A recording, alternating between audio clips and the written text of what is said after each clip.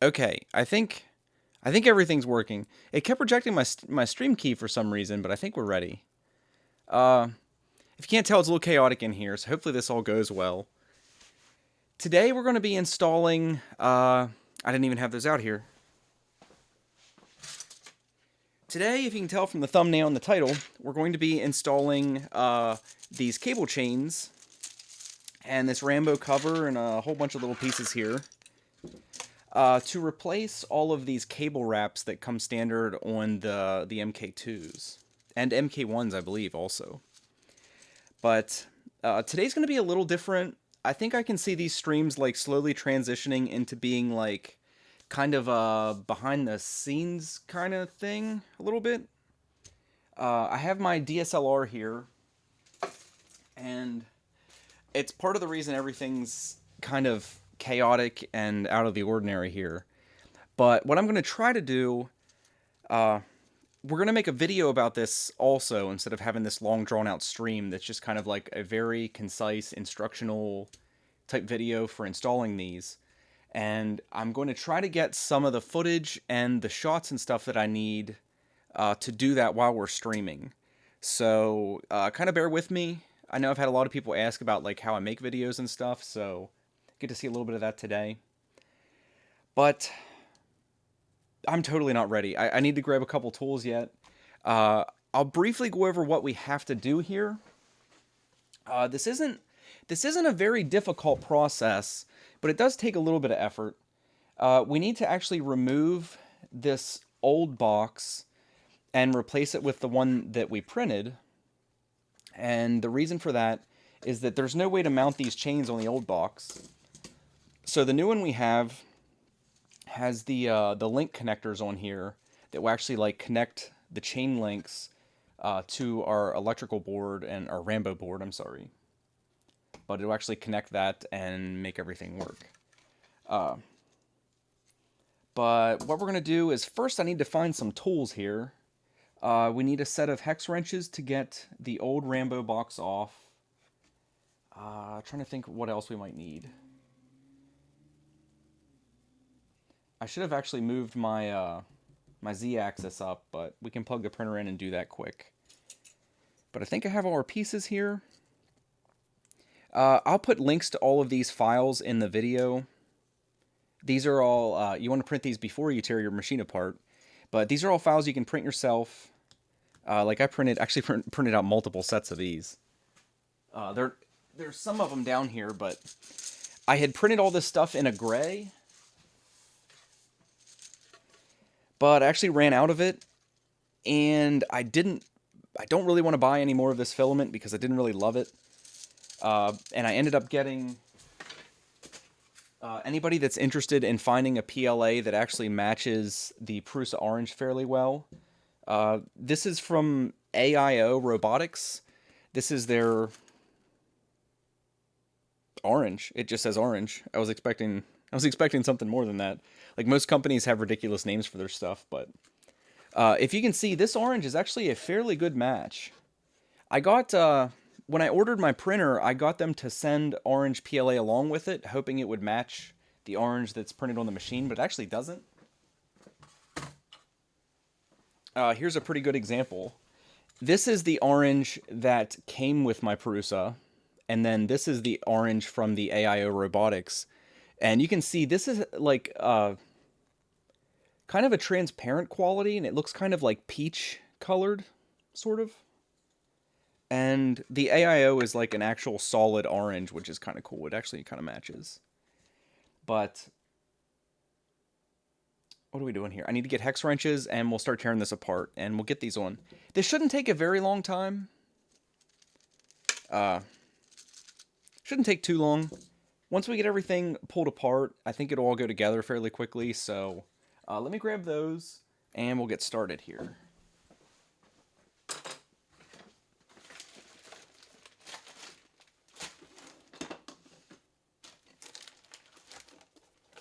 Watch me not be able to find them now. I'm trying to think of where they are at. I know I have some up here.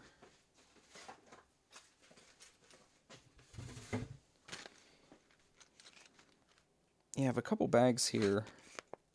But I know these are incomplete sets, so hopefully I have the ones that we actually need. But that's essentially all you need is the hex wrenches to tear this apart. I think this is... yeah, this will fit to get the Rambo cover off. Now, if you can see, I only have the backside shell. So, for the time being, I'll actually have to put the black cover back on, which I think will look fine, but I'll eventually print an orange one. When I post the links to these files, you'll see that these actually aren't from Prusa. These are modified files from another chain link set that someone made. So if you end up printing another front cover for your Rambo, if I'm not mistaken, those will end up being straight from Prusa. So you'll have to do a little bit of mixing and matching to get everything the same color if you're worried about that. Some people might not be. But the first thing we did was took this bolt that holds the cover closed off and set these aside so you don't lose them. And then we'll take... I was going to take the hinge pieces off for this. Oh, yeah, we will have to. I was going to say we might be able to leave that on, but it actually connects to the bottom of the Rambo case, so we will have to take this off. But the cool thing about this cable set is that... I can show you real quick. These aren't closed links. Each link actually has a small little clip on it that allows one side of the link to open up, so we don't actually have to rerun all our cabling. We can pull all these clips off. I should have had them off already. Lay our cable in, and then put all these closure clips back on, and it saves us the bother of having to unplug everything from our Rambo board and rerun all the cables, which can turn into a nightmare. And I've already seen several users that have went that route. And if you follow the assembly instructions and put everything back, you shouldn't have any problems. But if you don't have to disconnect everything, it's best to just not to, I suppose. Okay. So there we took this top piece out that it acts as the hinge, and it looks like we can leave the bottom one attached. We're not actually going to have to remove that. So again, we'll set all that aside. And then these next ones are the biggest pain in the ass of the entire assembly process, I think. Anybody that's done the kit, if you don't have really long hex wrenches, these next two, there's one up here that bolts into the Z-axis, and one down below that bolts into the Z-axis. And these actually are a pain in the ass. Did I print my cover in ABS? No, I didn't. There might be some problems with deformation, like you're mentioning, but yeah. We'll deal with that when it comes to that. Like Aaron said, I don't think there will be any issues. There could be some, but it doesn't really actually generate enough heat that I'm worried about it like warping or softening or anything. Let me get the right one here. And let's get this kind of situated. I've already had people ask to zoom in. Let's get this camera sorted out quick.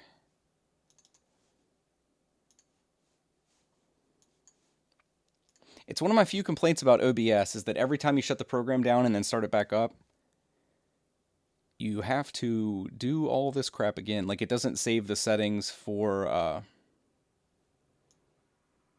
the cameras. So like the exposure and gain and brightness and all that stuff, you need to adjust every single time. And I did finally fix this camera mount that I have here, so it should be a little bit easier to deal with. Now I know I'll shift this light so you can see in there a little bit better.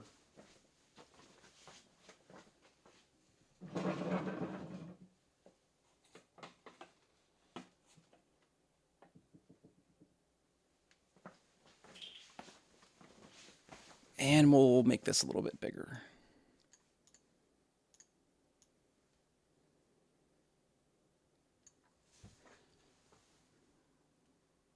Okay, so what we're doing here is there are two hex screws. There's one in the top and one in the bottom.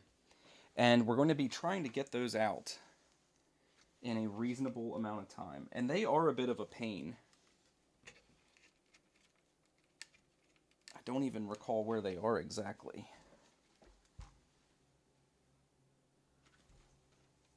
Let me take a look at this. It looks like, if I'm not mistaken, we'll have to take the Rambo out first. Camera colors are off. I know, Aaron. That's what I said. It's why it's such a pain in the ass with OBS all the time.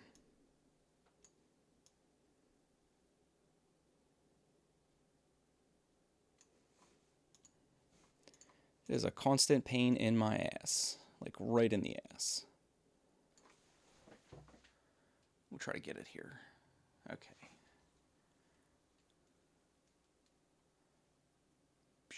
Hopefully nobody gets motion sickness here. Alright, that's more or less what we're looking at there. And I think we're going to go ahead and take the Rambo out. I'll cut these zip ties that are holding the cables in place. These cable bunches. And always make sure you don't end up inadvertently cutting some of your cables. That would not be good.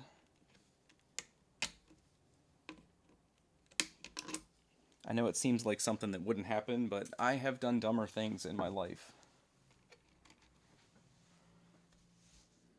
Okay, so we'll find our hexes in here. And some of this stuff I won't really be able to get camera angles on, but you can see there's 4 bolts that hold the Rambo into this box. And we'll just back those out and take the board out.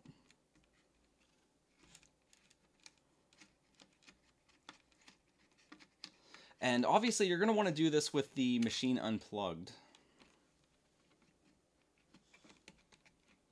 Let me feel that one in there.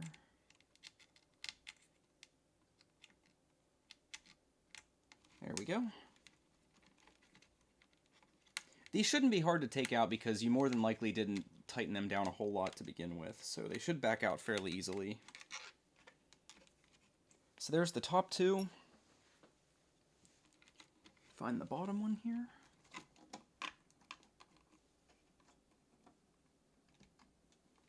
And just be careful you're not like tugging on your cables too much or doing anything crazy when you're in here.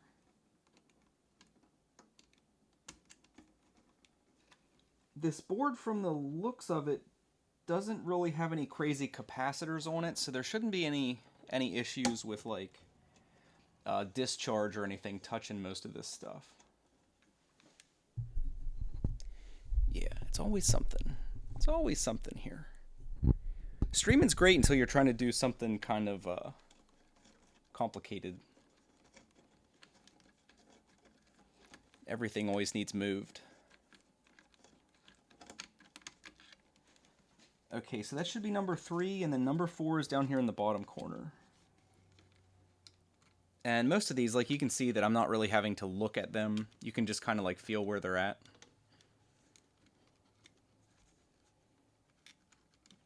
And then hopefully this whole assembly will slide right out of here, and then we'll just have access to the box.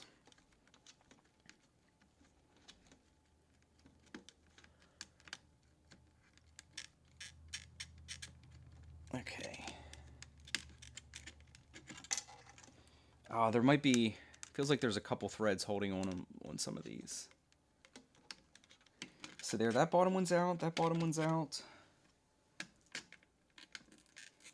And you see there's actually slots here in the Rambo case that you can slide these cable bunches out more or less intact.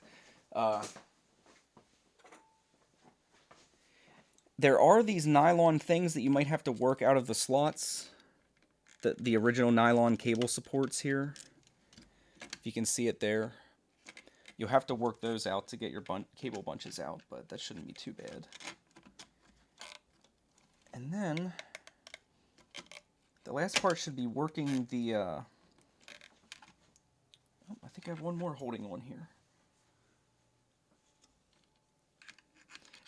Probably the hardest part of pulling this out will be working the USB connector out of the top. Because it fits kind of snugly into that little slot that it's in. Okay, that should be everything that's holding it.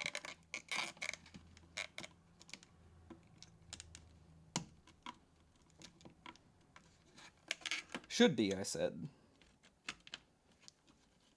Let me get it.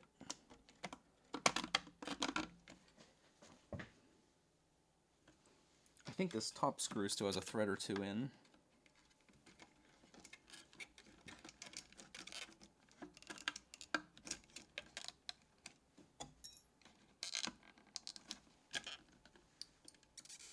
Alright, come out of here. Get out of there.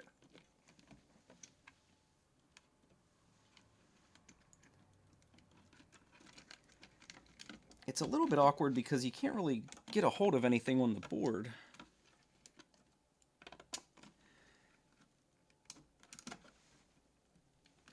Let me get a little screwdriver. And we'll try to persuade this out of here.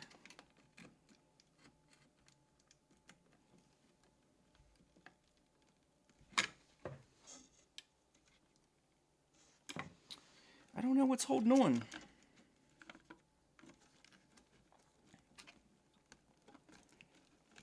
It feels like that top screw's still grabbing onto something, but it's not in the nut. It must be in the little slot that's in there. Let me get something to poke that out.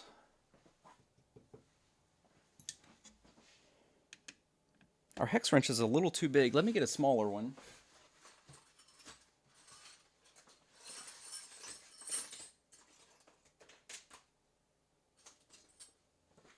Here, I'll just use this like a very small hex wrench to push on the bolt through the nut in the back. I think that's what's holding us up. There we go. Now we should be able to set this whole assembly aside.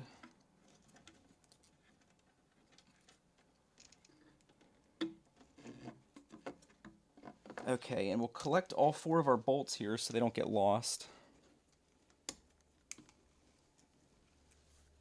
And there's all 4 of them.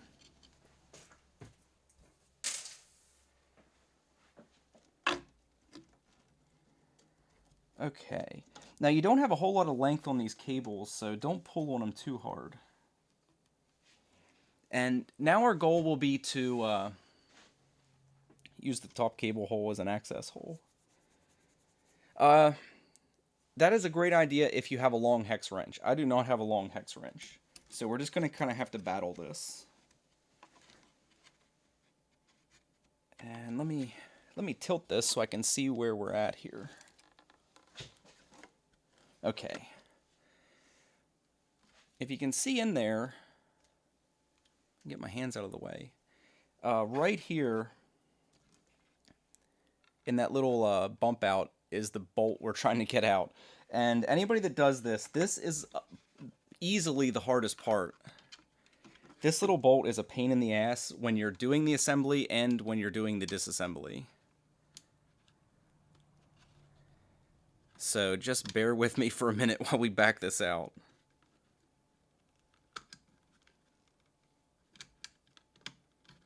And it feels like that's a slightly different size hex than the other ones. Let me get a slightly bigger wrench.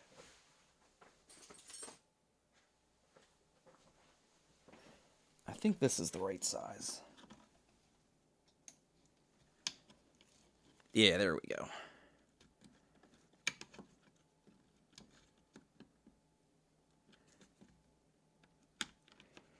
Yeah, anybody that had to use the hex wrench that came with the kit knows what I'm talking about here.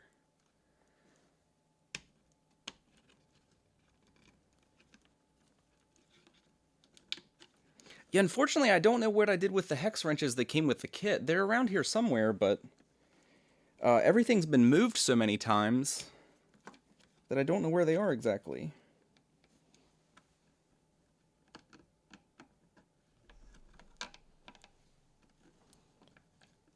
Okay, I think we're getting her here. Once we get this out, it'll be a lot easier. Turn up the volume, please. I can do that. Give me a second. Let's get over this hurdle, and then I'll tend to that.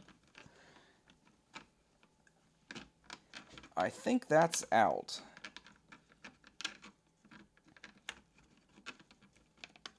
Yeah, we got it out. Okay, mission accomplished.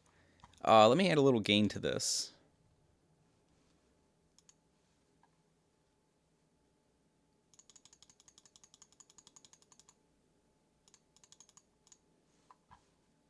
Okay, is that a little bit better? Hopefully it doesn't introduce any, like, noise to the line.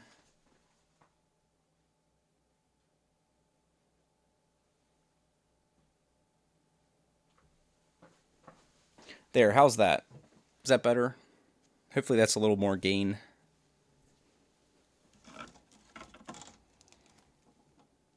Okay, on to the bottom. Yeah, the bottom one's quite a bit easier.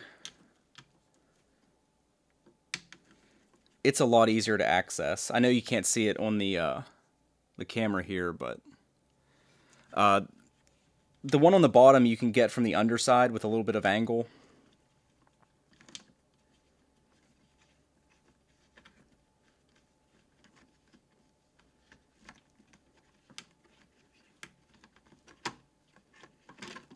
Okay, there we go.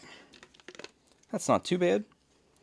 The next step's going to be to reclaim anybody that's done the assembly. If you remember, there are nuts in the backside that we pressed into the Rambo case that those bolts actually thread into. And we're going to have to pop those out now. And we'll just use the same tiny little hex wrench that I used and just kind of flick them out.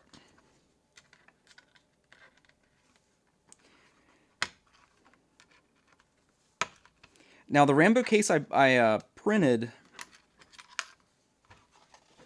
and we can set this aside. We are done with it. Make sure you get your bolts out as well. There's two little guys, and then the 4 nuts. And then you're done with this, hopefully forever, ideally. But where am I from? I am in Pennsylvania, in the States here, in the good old US of A.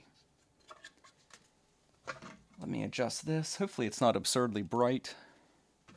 This orange is probably going to be pretty bright. When you print this print actually uses supports.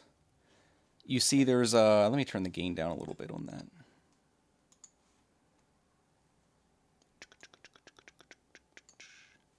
Okay. When you print this piece out, this uses supports in several areas. One is this hole, which this is easy to get off. Just basically break that away with your fingers. And then some of the other ones are a little tougher to get out.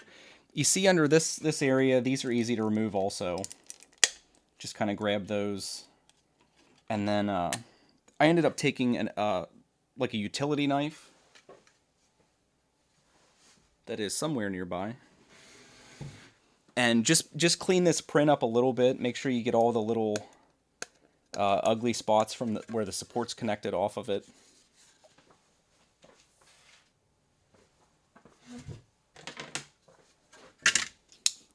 So like in this hole, you can see there's a little bit of that support material still there. And we'll just clean that up. And be careful anytime you're using a blade like this. Like this is one of those regular, like you can buy them at Lowe's and hardware stores and stuff. But just clean all that support material away. And just clean it up in general if you see anything. Like some of these little areas in here underneath the clips, make sure they're cleaned out so the clips will actually grab on correctly.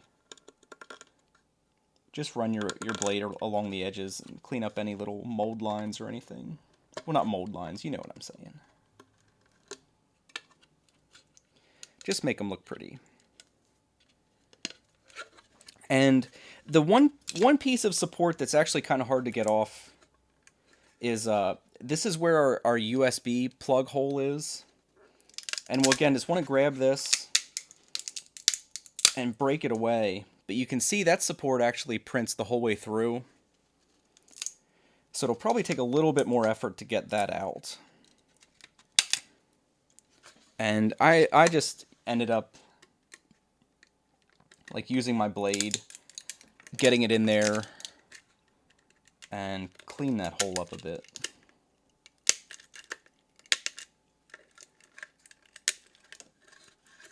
And there you go. And just clean up the edges. Make it as pretty as you want it to be, because it's going to be hard to do once we get it on here.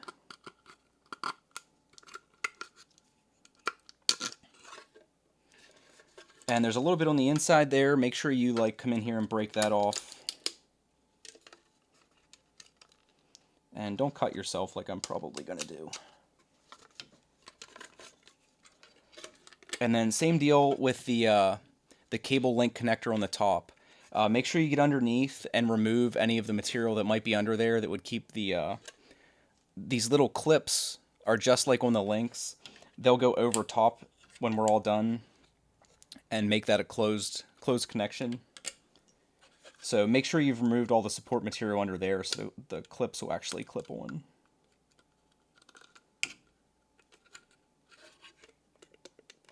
And especially if you're printing this on a Prusa, your print should be fairly decent, so it shouldn't take too much effort. Just sometimes little parts of that support material can hang up in there and cause you problems later. But like I said, be careful when you're using blades like this. It is easy to cut yourself. Another place there ended up being support material is in those same places on the back of the plate where our nuts are going to go. You'll have to just get the tip of your blade in there and pop those little pieces out. And again, just clean the holes up if you see anything that you think might cause you problems down the road here. So let me tend to those quick. It looks like all of these are coming out nice and clean, so it shouldn't be too much of a problem.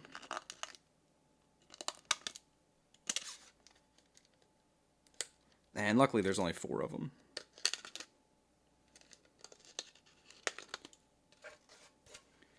And we'll test our nuts. I don't know if these will be tight enough fits that they'll stay in there, but we can go ahead and press them in. No, this piece looks like it has the holes actually aren't tight enough for them to kind of grip in there, so we'll just have to put those in when the time comes. And we'll get rid of all this stuff.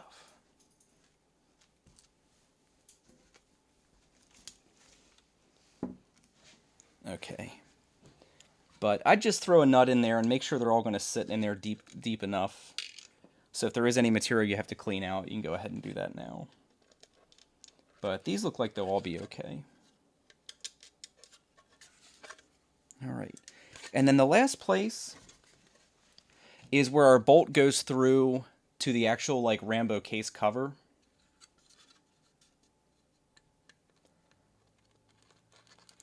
Care to show off the flat surface? Too many streaks in my opinion. I see what you're saying. The camera's picking up like some differences in finish, but in person here it looks fine. Like it's funny how cameras can be sometimes. Like I see what you're saying. Like it's showing a little bit of difference in finish in these 2 lines here, but it's perfectly smooth here in person. And you really can't, like, I don't know. I'm happy with it. There's a couple scratches on it from me handling it like an idiot, but no, beyond that, the print turned out really nice. I mean, come on, guys. It's printed on an MK2. Of course it's going to be nice. Let me check chat here for a second. PLA or ABS. This is all in the AIO Robotics. I know the white balance is kind of bright there. But this is all the AIO Robotics PLA. And from what I've seen, and heard from other people that have done this upgrade. The fact that it's in PLA really doesn't hurt anything. So yeah, especially the inside. The finish on the inside is pretty great. This looks like a molded piece almost more than a 3D printed piece. You can see the finish on the inside there. Looks pretty nice. I'm happy with it. Like I said, I think on the back here, because this was thrown around on my bench for the last few days after it's printed, or after it was printed, so I think I got a couple scratches on it from me being an idiot. Okay, so I think the first thing, we'll do the easy one first. We'll go, and all these holes where these bolts go are nice and clean too, so that's nice. But we'll stick our bolt in there, and we'll attach the bottom one first, since it should be the easier of the two. And we'll just line it up with our hole here on the frame. Let me shift this a little.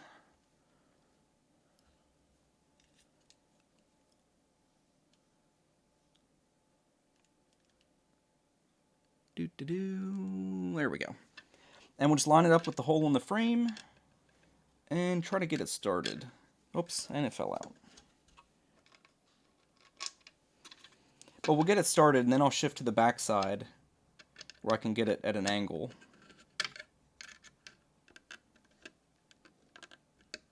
And it'll be a little bit easier. Maybe it'll be easier to start from there, actually. And you can see, if you bring your wrench in from the bottom and just angle it a little bit. And if you have the wrench from the assembly, it's a ball end hex wrench. Oh, you're right. One thing you want to remember, I'm glad you mentioned that, is this wire from the X-axis needs to come in this slot that gets pressed against the frame. So you're going to want to make sure that's in there, because you can't get that in there after this is on. Well, I guess technically you could if you'd undo the wires and stuff, but that kind of defeats the purpose of half the things we're trying to do here, of not unplugging everything. Okay. This is a bit of a mess here.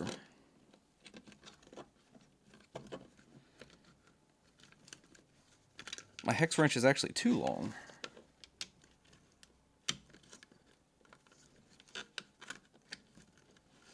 Okay, there we got it started.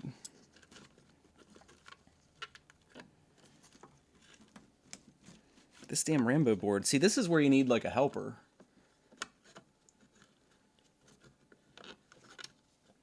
Yeah, Aaron's pointing out that we need more, in that same X-axis cable bundle, we want more slack, but we can tend to that before we tighten this all up.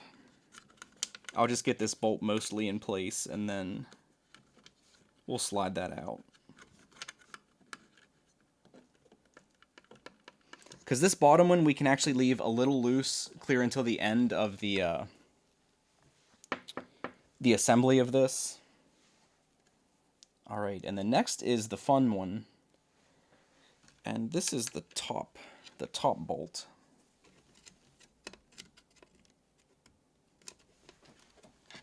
Let's see where this goes.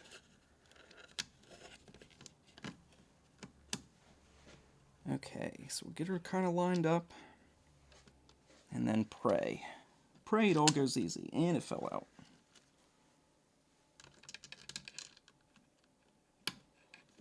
But I haven't installed one of these before, but I would assume these two bolts are the biggest pain of the installation process.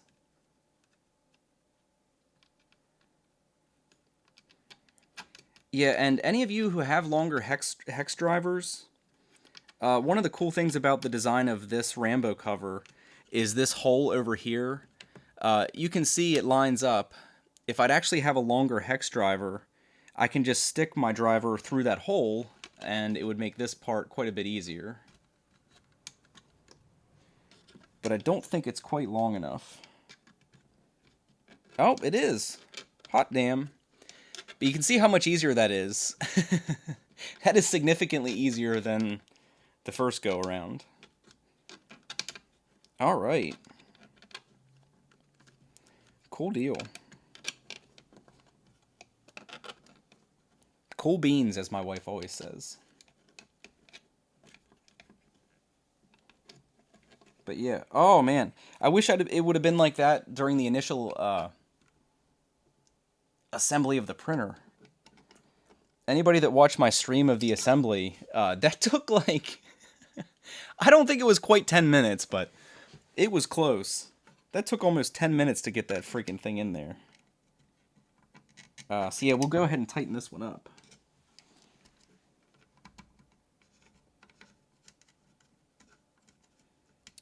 Where are you at, little guy? There we go. We'll go ahead and tighten this one up, because we'll be done with this as soon as we're sure it's tight. Okay, so there we go. There's our Rambo box essentially mounted. And like I said, we let the bottom a little bit loose so we can adjust the slack on this X-axis bundle here. Because now we'll slide our Rambo back into place. I think a good thing to do first would be to just like take a look at your board and make sure that all your connectors are still in place.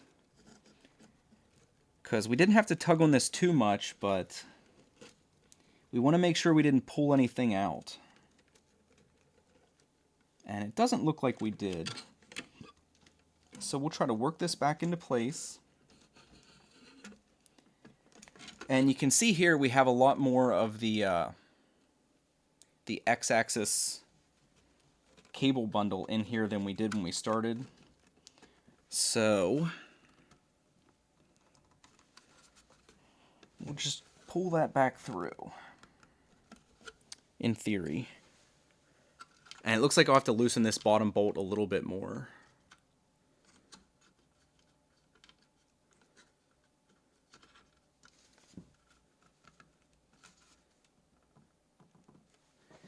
Oh, it looks like I'm actually going to have to loosen the top one a tiny little bit. Luckily, it's easy to get to.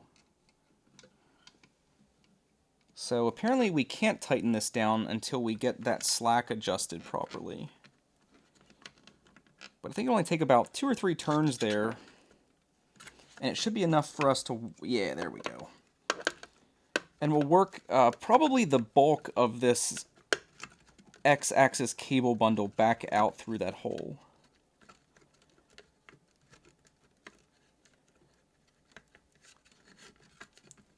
Because this will be kind of tough to adjust later.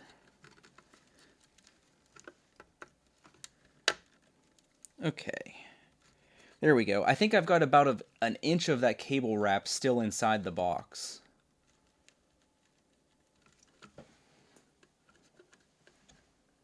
But that should be good there. Okay, so we'll tighten this back down.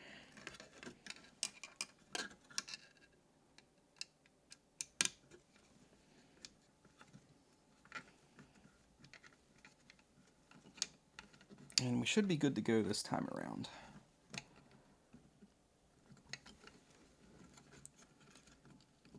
Okay, so there's the top bolt tightened, and we'll tighten the bottom one for the final time. And we'll go ahead and draw it tight.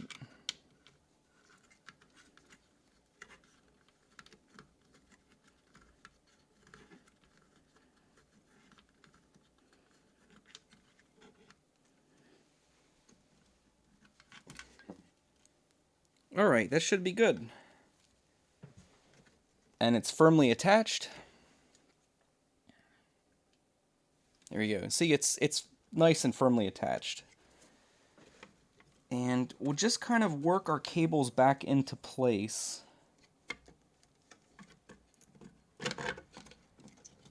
Get our board back into position.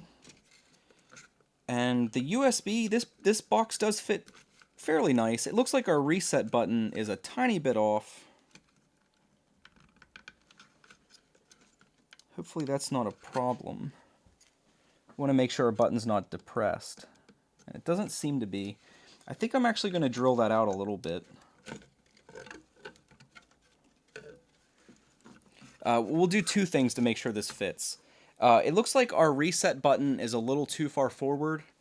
So I'm going to clean the back side of this USB port to make sure that's going all the way over. Because like I mentioned earlier, there was support material in there, so we'll make sure that's all cleaned out. And make sure none of these shavings are resting like inside your Rambo board. We'll blow this out.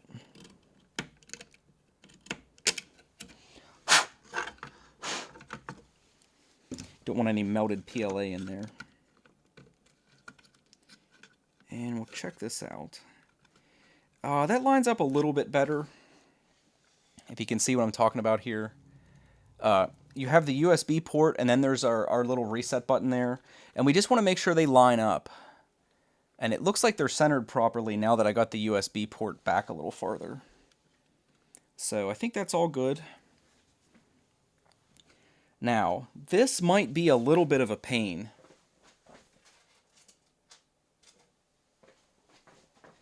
We're going to have to hold our nut in place and at the same time get our bolt started in from the front.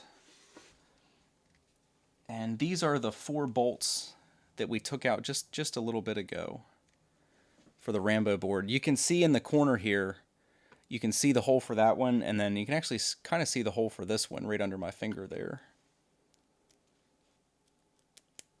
But I'm going to hold this bolt in place and get this in here.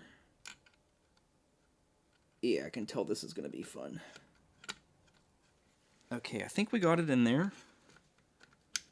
And we're not quite lined up with the hole in the PLA. There we go.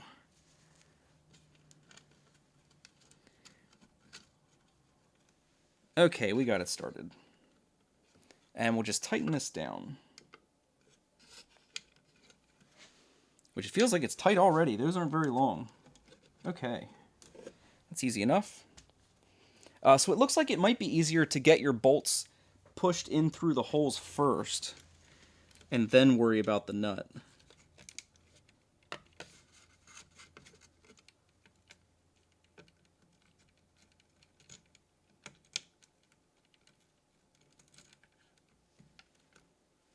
Okay, I need a different angle here. I think I'm actually going to take my little, my needle nose pliers here, and I'll actually have to watch on the camera, as awkward as that is. Oh, it's like the first time I flew a RC helicopter. Trying to orient yourself to something that you're looking at from an odd perspective. Same with this. Can I use the camera to get that in there? Wow, that is harder. There we go. That is hard to orient yourself to something that's not just your hand.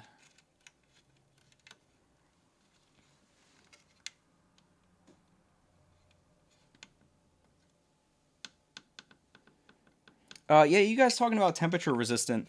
If you're really concerned about that when you do this, you could just print your pieces in some HT PLA. The kind of PLA that you print, and then you can heat treat it, so it'll be a little more resistant to the little bit of heat that it'll be exposed to in here. Okay, 2 more, and then we're done with the Rambo part. And like I said, this is the toughest part. The rest of this is just general assembly. Just kind of fishing our cables around, and I'm going to turn this to get this one in. Some of these are kind of awkward angles. And we'll get our heat bed out of the way.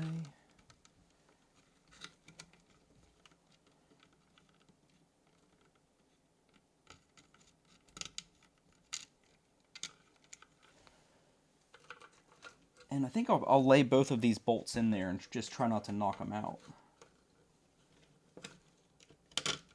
Okay, so I don't have to tilt this up again. So they're both in. We'll just affix our nuts on the back.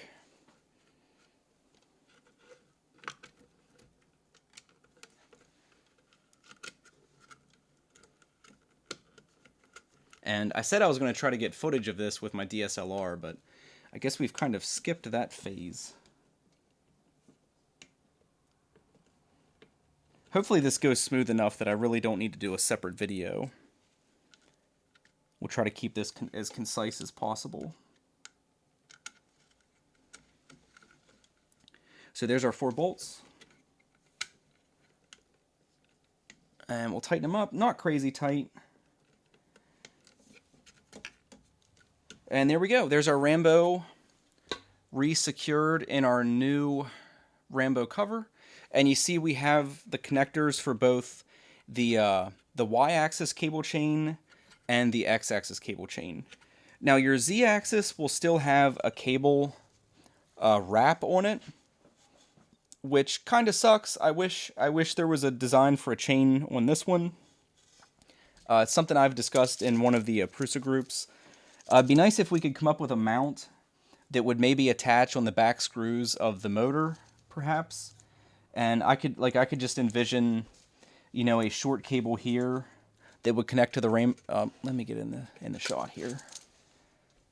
But I could envision like a cable that would connect to right about there, and then just come straight down to the Rambo box about like that, because it wouldn't have to be all that long. There's only, you know, 8 or 10 inches of travel on that Z-axis, so it wouldn't have to be super long. Okay. I guess the thing to do now would be... we could go ahead and put our cover back on, but I think we'll do that last. What we'll do now is I'll actually unwrap these cables, because we'll have to take these nylon supports out, I would assume.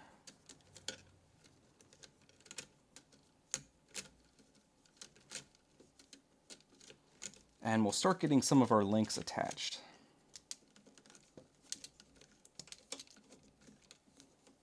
Because these cables are going to route kind of differently than they did before out of the Rambo box. The rainbow box. Mine will be a bit of a rainbow box since it won't all be the same cover.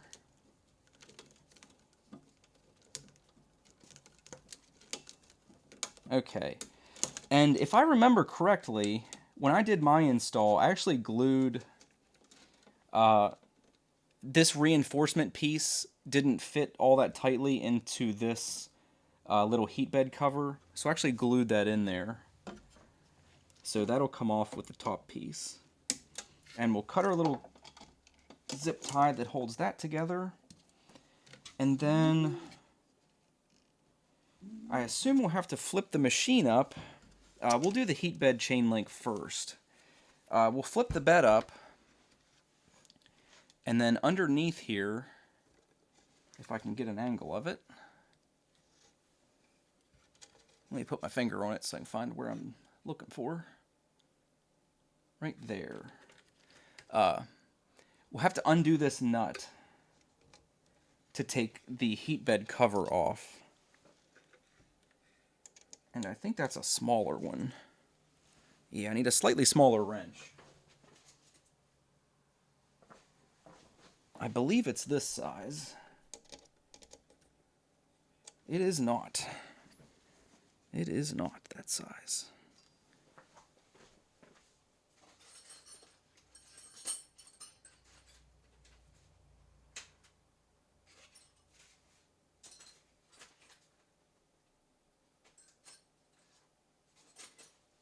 Uh-oh, it looks like I might be missing that size hex wrench.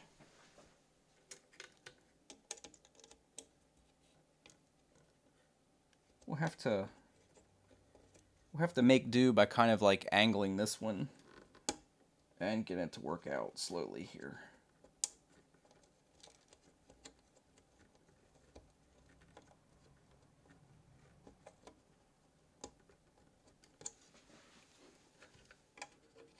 All right, just another thread or two more. That's kind of a trick you learn when you have to make do with what you have.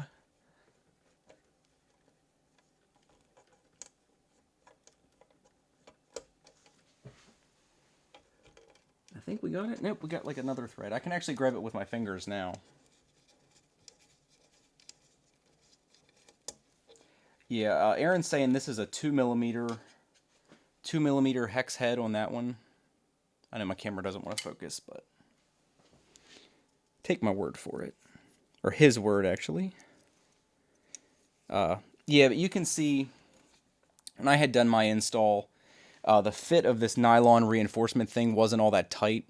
So I ended up just super gluing that in there. So we'll probably have to cut that out now. Or I might be able to pull it out. I guess we'll find out. Because we shouldn't need any of these pieces in the future. But I guess, there we go. I guess it's best to not destroy anything in case you would have to go back to the original configuration for some reason.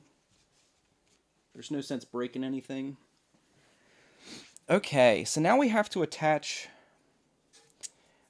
this is a pair of pieces that will connect our links on the bed themselves. And again, these were both printed out of that PLA. Now I have seen some people say that you can get a little bit of warping on these pieces because they are directly adjacent to the heat bed. But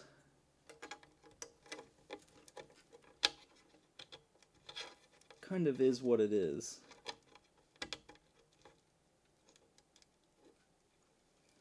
And I would assume these orient the same way the other one did. Aaron can confirm this. But we will have our big piece on top like this, correct? And then this piece will come up from the bottom. And they kind of nest together like this. Like I said, Aaron can confirm this, if he would be so kind.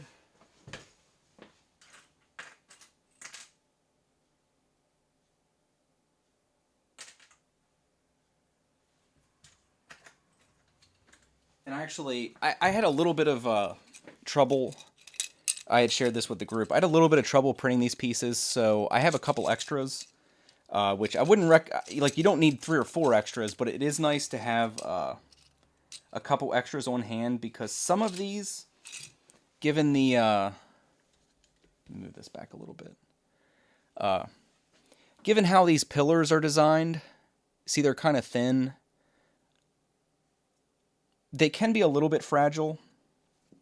It's not fragile to the point where it's an issue, but if you're not careful when you're putting these together, you can break those, potentially. So it's nice to have a few extras.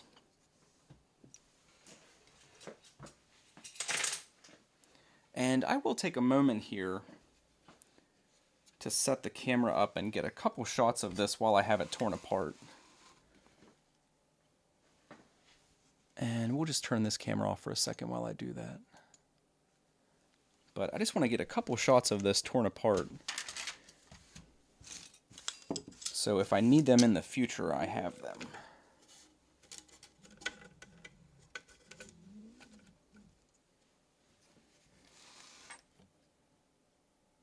All right.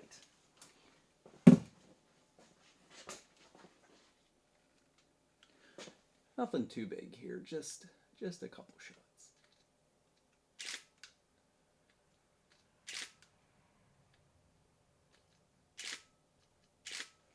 Okay, no big deal. So we're going to take our bolt and our screw and put these back together.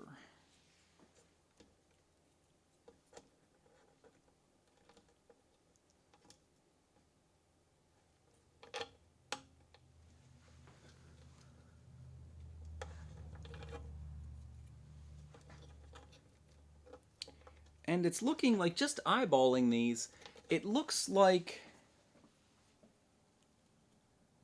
again, Aaron can confirm this. Does the big piece go on the bottom and our nut is now on the bottom, or does it go the other way? Because it looks like with this piece on the underneath of the heat bed, it actually lines up with the tab on the Rambo cover. And not so much the other way. Or, I suppose it does. I suppose it does.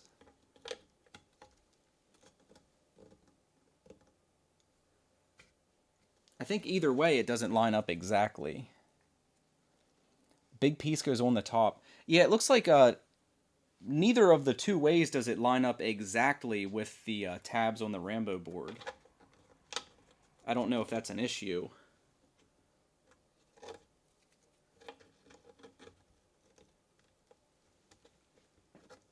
But yeah, either way, it looks like it's offset by, I'd say, 1/4 to 3/8 of an inch, if I had to guess.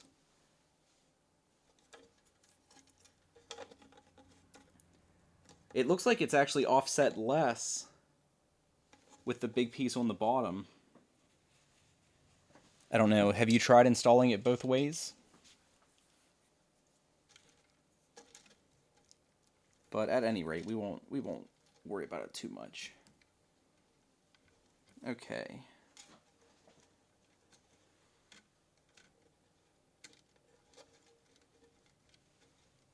So it looks like we only have our two of these wires coming in here. So we'll go ahead and start situating these cables. Let me turn this back on. It looks like... Let me get a good angle for this. It looks like on the these bed connectors, we only have 2 wires that actually go to the heat bed. So we're going to want to lay these in this Y-axis slot here. And then these are actually marked. I know you can't really see that. This one has an E on it for the extruder, and this one has a Y on it. You can kind of see that. This one has a Y on it for the Y-axis. And we're going to want to put our little clip on here. I'm sure it has a correct direction, but I don't think it matters a whole lot. And you can see it kind of restrains those cables now. And then if Aaron is correct, and I guess he should be because he's the one that modified these pieces, our big piece is going to go on the top here, just like so. And you just want to wiggle this around to make sure everything's seated properly. And then we're going to bring our other piece up from the bottom. And like they're saying in chat, this is a fairly tight compression fit with the way these little pillars fit into that piece. You're going to want to make sure you have things the way you want them before you squeeze this shut, because you'll likely have to break this to get it back off.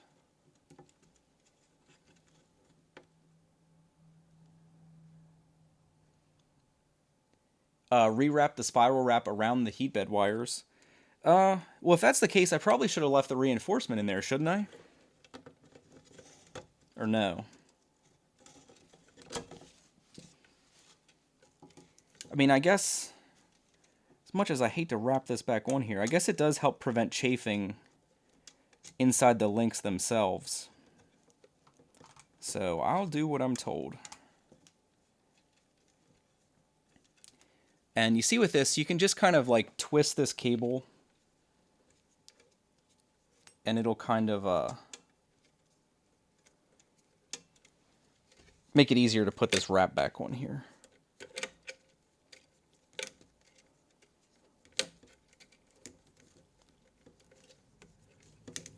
These cable wraps aren't really that bad of a solution. They're just not nearly as cool as the links are.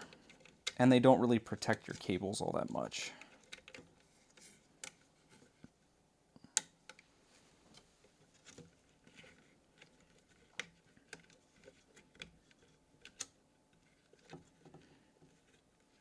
Okay, so there we go. And I would assume we don't have to zip tie this on here anymore, since that'll be resting inside of the actual cable chain. So again, we'll put our top piece on and wiggle it around to make sure it's seated properly. It should be flat, like you see there. And then we'll bring our bottom piece in, and I'm not actually going to squeeze this the whole way. I'm going to stop about a 1/16 of an inch from them being squeezed the whole way, because I found that the cable links actually don't fit super tight on that end connector. And we'll press our nut in there, and then bring it up through the bottom.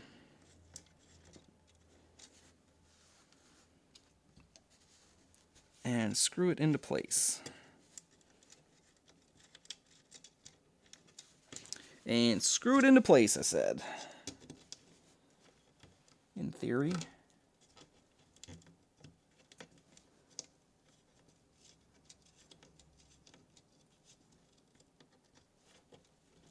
And it doesn't want to start. I don't think I'm quite lined up.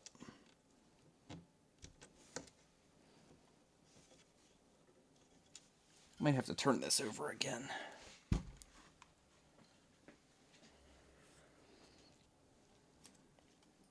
Okay. It is really unfortunate that I don't have the right size hex wrench. That would make this a lot easier.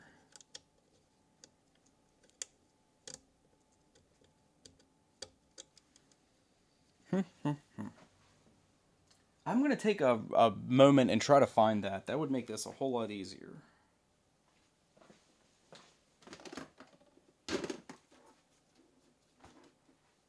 I know that stuff is here somewhere.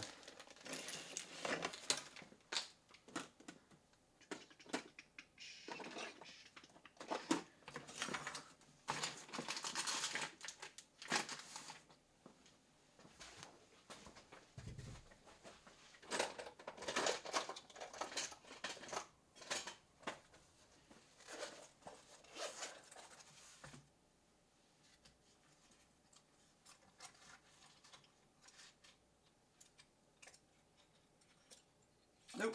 I knew I had taken some of my hex wrenches and made, if you've seen me do any lockpicking on the channel, my tension wrenches are made out of hex wrenches that I just ground down, but none of these are the right size.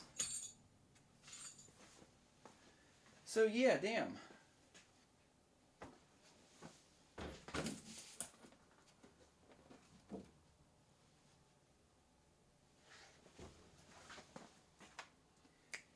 Well, we'll just have to make do with what we have. I think I'll actually start it with this pair of pliers, as much as I hate to.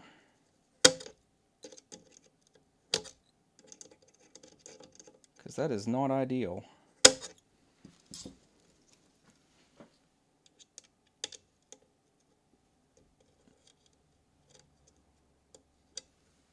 This would be a whole lot easier if I could remember what I did with those. But I genuinely can't. So we'll do what we have to do here.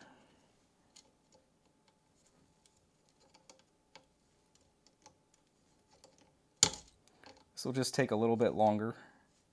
I did get it started there, so this won't be too bad. I'll just have to pinch my thumb with pliers like 8 million times.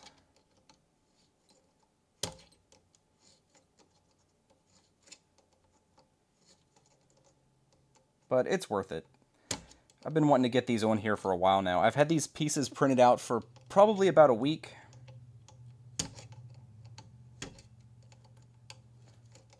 And I wanted to wait and do the assembly. Actually, we're not started. You little prick.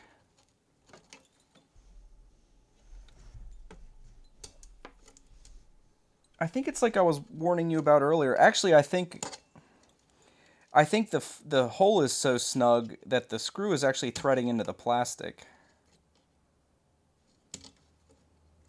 I think that's what we're doing here.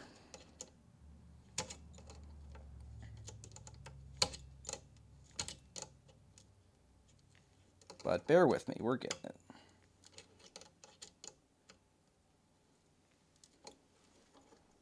Hopefully. Alright, so we'll get our nut on there.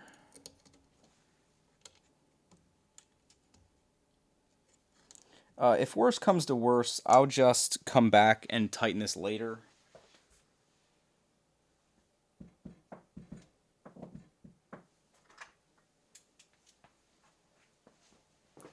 These might give me a little more squeeze on there.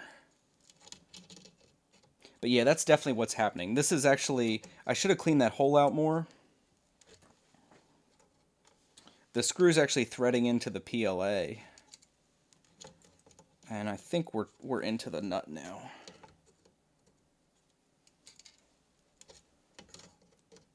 So we're almost there. Only have about a 1/16 of an inch left. And we'll be good.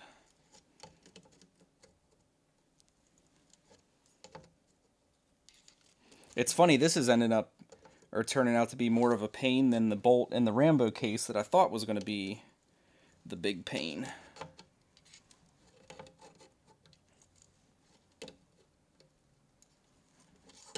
But we're almost there, almost snugged up. It's against the bottom of the heat bed, we're just actually snugging the nut up now. And I think that's got it. Yeah, there we go. All right, so there are all the pieces. Sorry for the secondary camera here. There's all the pieces for the Y-axis. You can see we have our cable bunch coming out of the Rambo case, and then we have it going into the area here where the links will go. Now, I'll confer. If you guys see Aaron in chat, he's the one who actually made. There were closed versions of these links, and he actually made the modified links here that have these clips on them that make it so you don't have to unconnect or disconnect your cables, and you can actually undo these clips, lay the cable in the chain, and then put the clips back on. So I'll pop all these clips off, and I'll confer with Aaron here as to the correct number of links. He's saying we need 12 to 13 for the X or the Y axis. And there are two types of links. I have them all together here. But we'll show you. You can see there's some with the... Man, the brightness on this camera is ridiculous.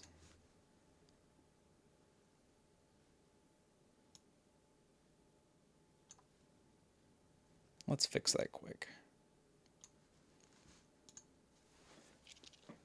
There we go.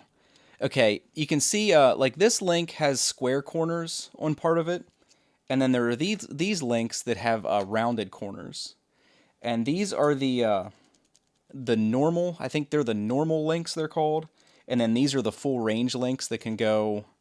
What is that? About 45 degrees both directions. And if I'm not mistaken, the full range link, there is a single full range link that goes on the Rambo, and then the rest are all the normal links. And again, I'll ask Aaron about that, because he knows better than me.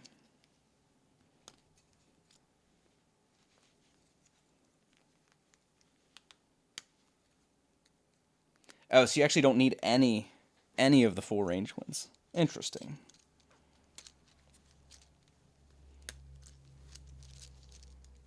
These, if you feel like printing out some, these cable links are actually fun little, like, fidget toys. That's why I'm not at all bummed that I have this long string of gray ones. They're actually a lot of fun to sit and play with. My daughter actually took, I gave her, I think, about 20 of these gray ones in a loop, and she took them to the babysitters today. And one more piece of advice is that when you print your links out, and you have them apart, I found that if you take these parts and the rounded part and the kind of squared off 45, if you take these with a piece of like fine grit sandpaper and just drag them across one time and then wipe the dust off, and again, both sides of the rounded piece, it really helps the chain as a whole move very easily, because it'll get rid of the tiny little bit of layer lines that tend to bind a little bit whenever they touch each other. But pro tip there, that made my links move quite a bit more easily. That's why this chain, when I first printed this big chain, they would bind a little bit, but now you see they move like completely freely. So it only takes a couple seconds per link, so it's worth doing in my opinion. Okay, where are we? So there's the full range ones. He said we don't need those, so we'll set those aside. And we'll get... I guess we'll do 13. We'll see how that works out. Luckily, if you find that you needed an extra link or a link or two less, you can just undo these. It's one of the nice things about this design. Because the ones without these clips, once you put it on, unless you feel like refishing your wires back out, you're kind of committed to the number of links you put on. And you see, the clips aren't that bad to take off. Just got to pop the edges off.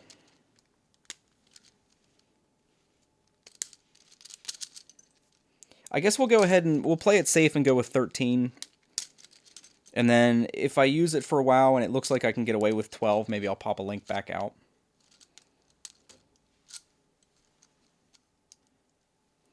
Yeah, like Ryan said, if you take your chain links and just sit and play with them and kind of put a little bit of pressure on them, they'll kind of polish themselves a little bit. It'll make the movement, you know, have that much less resistance. Okay, let's see how many we have here. So there's 1, 2, 3, 4, 5, 6, 7, 8, 9, 10, 11, 12, and 13. And I would assume they're going to go like this. Well, 13 isn't going to cut it, my man, unless we force some of this wrap back into the Rambo.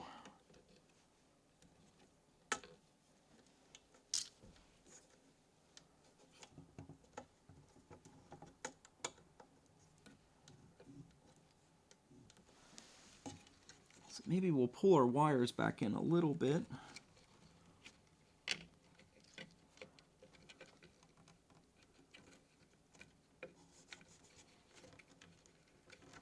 Yeah, I can tell you right off the bat, 13 is a little short. But you can see here, let me turn the second camera on. You can see here what we're going to end up doing is just laying this over our cable chain here. And we'll get one end attached first. We'll connect that up, and then, like I said, yeah, 13, that's 13, 1, 2, 3, 4, 5, 6, 7, 8, 9, 10, 11, 12. That's 13 links there. So I guess we'll just pull this excess inside the Rambo. And it's mainly that thicker black wire that's giving us a little resistance. And there we go. And we can go ahead and check our range of motion. That is the bed completely at the back.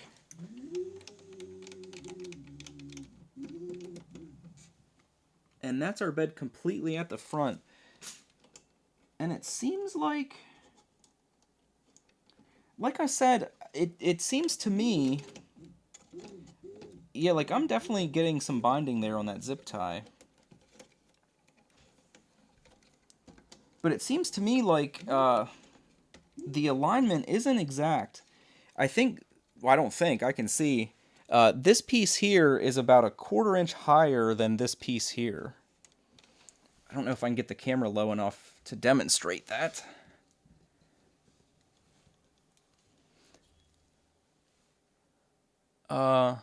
There you can kind of see, like, that's relatively level without this cable in the way.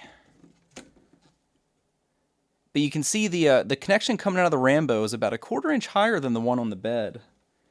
So maybe I'll go back,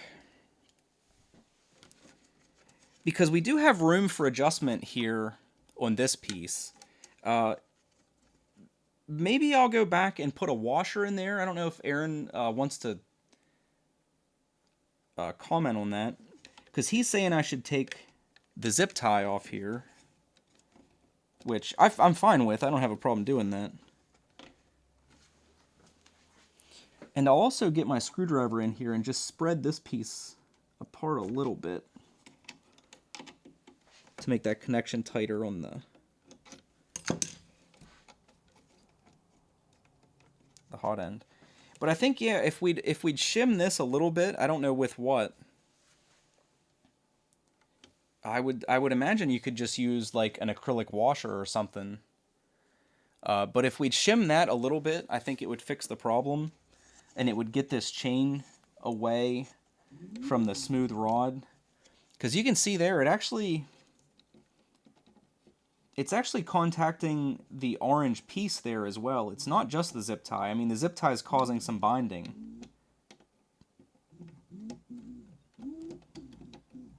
But you can see it's actually kind of grabbing there. And it's grabbing the zip tie, obviously, but I think it's going to grab, given that the flat part of these chain links is coming at the angle it is, it's actually going to grab on the smooth rod there, too, a little bit.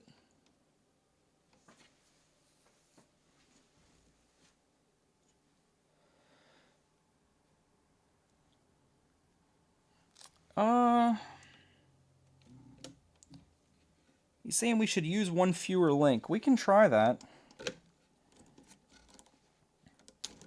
But I think that's kind of a workaround more than...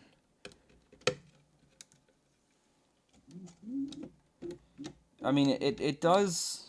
I mean, I'll give you that it does kind of address the problem. I'm still going to have to cut that zip tie off. But I'm not a fan of workarounds, honestly. I think I'd rather, whenever I find my hex wrench, I think I'm personally going to go back and shim this a little bit and bring this piece up probably at least 1/8 of an inch. I don't think we'd have to come the full 1/4 inch, but I think if we'd come up like 1/8 of an inch, it would kind of fix that problem. Or like I said, I'm kind of torn. I do want to tear this apart now. I think we could mount this big piece on the underside of the heat bed, and it might be a better solution. Because if we do that, it's going to put the bulk of this superstructure on the top, and I think it'll still be out of line with the Rambo thing, but it'll be out of alignment on the other side, so it'll give us like a 1/4 inch of clearance here instead of being against that bottom. Because even if we fix that, I mean, that's going to rub on that orange piece. And me cutting this zip tie off isn't really going to change that. So, I'm going to go ahead and try that. Just for my own peace of mind. I'll go ahead and, as much as I hate to, take this screw back out. And we'll try orienting that the other way. Because on top of it, it kind of puts the leads to the heat bed at a strange angle underneath of here, forcing it downward like that. So if it doesn't work out, we'll edit this part out of the final video. But I have a feeling if we orient that the other way, it'll address this problem without having to change anything else, or shim it, for that matter.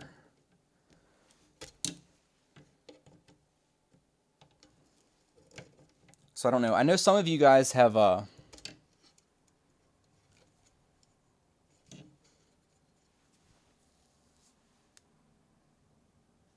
what if the screws in the Rambo? That would fix it. Well, no, it wouldn't, because the chain link is still going to be at the same height in relation to this this corner piece. So I think you could adjust the Rambo and get the tabs aligned better. But I still don't think it's going to address the issue of this being so close to the y-axis. Can almost get multiple turns there, but not quite. I almost have it out here. This will only take a second.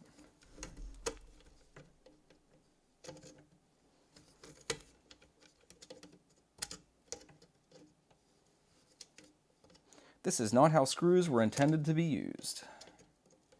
I know that. Let's see if I can pull it out of the PLA. I cannot.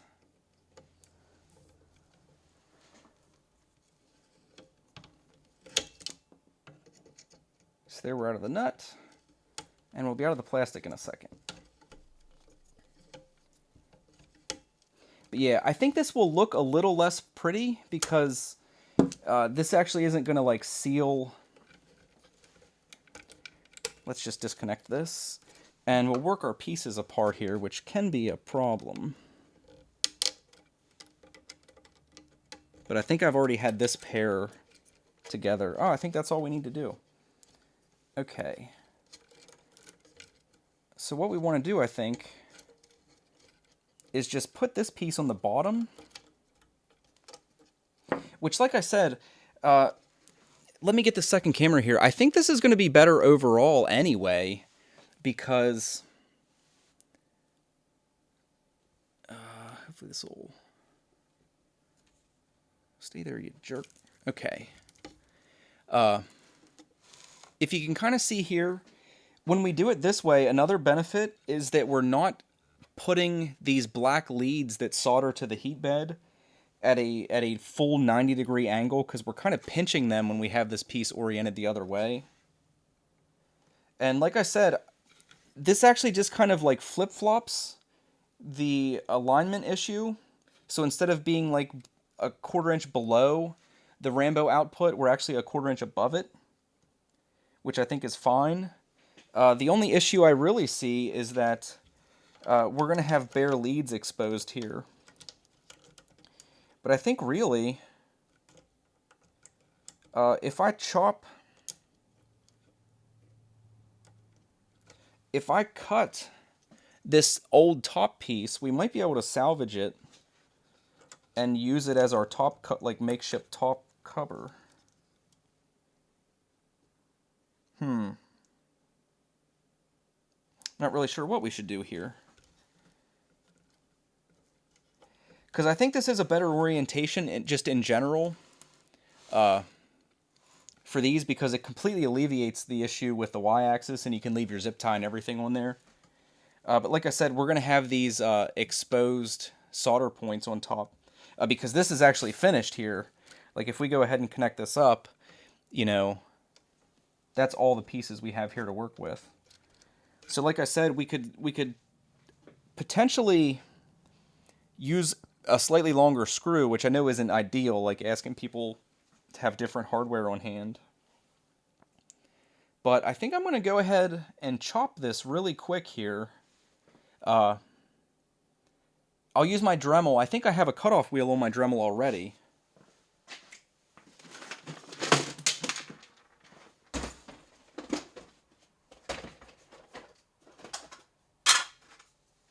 But I'm going to go ahead and cut this piece here and use it as a makeshift top piece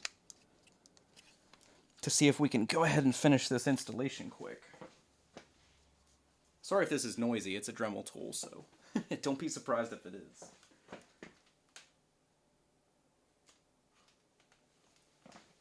And I don't have a real long cord here. If I snatch this camera, I'll move the machine for a second. All I'm going to do is, we need to Dremel this leading edge off. So I'm just going to cut it and then cut that, and we can leave this little tunnel enclosed because it actually fits in the gap of this secondary piece that we're going to be using. So I think between the two we can get a nice little cover arranged here. Just trying to see how much I have to Dremel off. I mean, this piece might be a little bit ugly, but it's just kind of like a prototype. I'll do this off to the side here because it is going to be noisy. I don't want to destroy anybody's ears.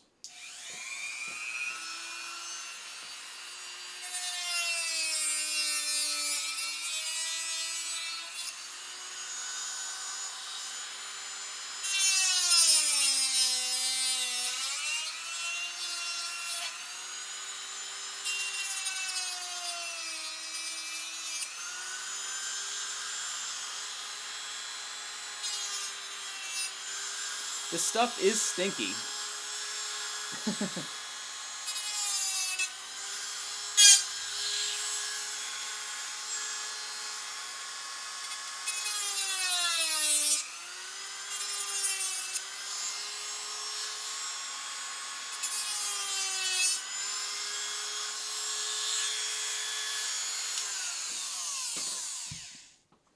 Okay, if you take a look, we'll test fit this here. But you can see what I did was actually just cut I tried not to make it too ugly, but I just cut that leading edge off here, and we'll see if it actually is close. I'll probably need to tweak this a little bit. The sound of DIY dentistry. That's not a good sound. Hopefully this just fits nicely as is. But if we get this piece in place, and our hole is more or less lined up there, let me move this.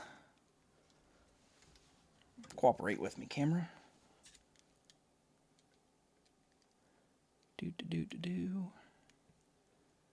Where are we at there? There we go.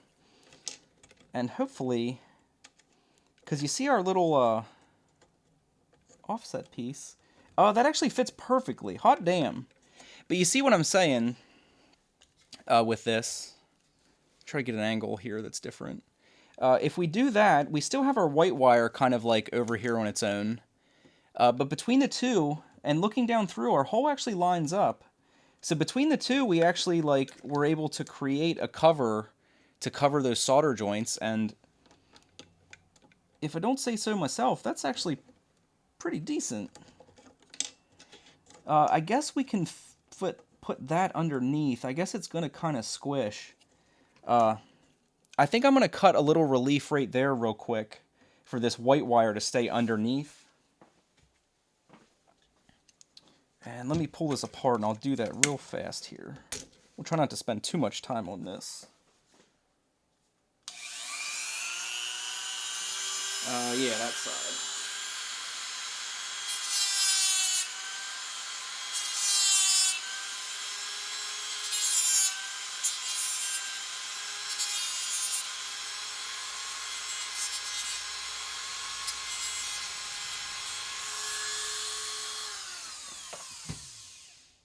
See, the PLA sounds smells kind of nice.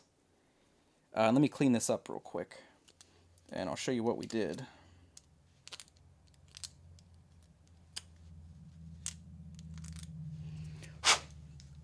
Okay, so all I did was focus camera, focus.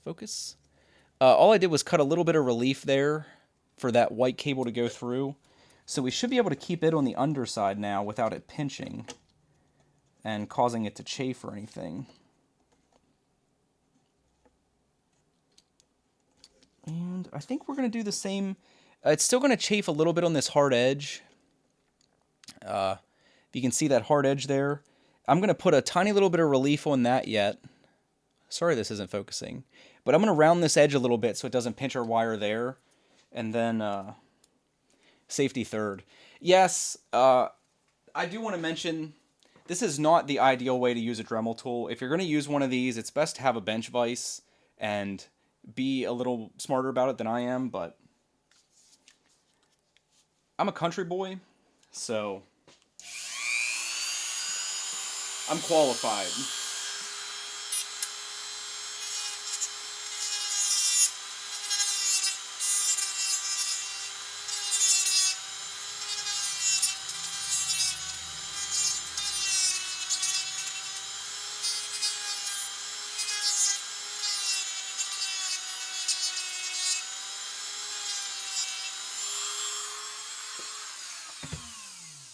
Alright, now I don't want to take too much out. I don't want to compromise the strength of this piece. And again, let me clean this up a little bit so it's presentable.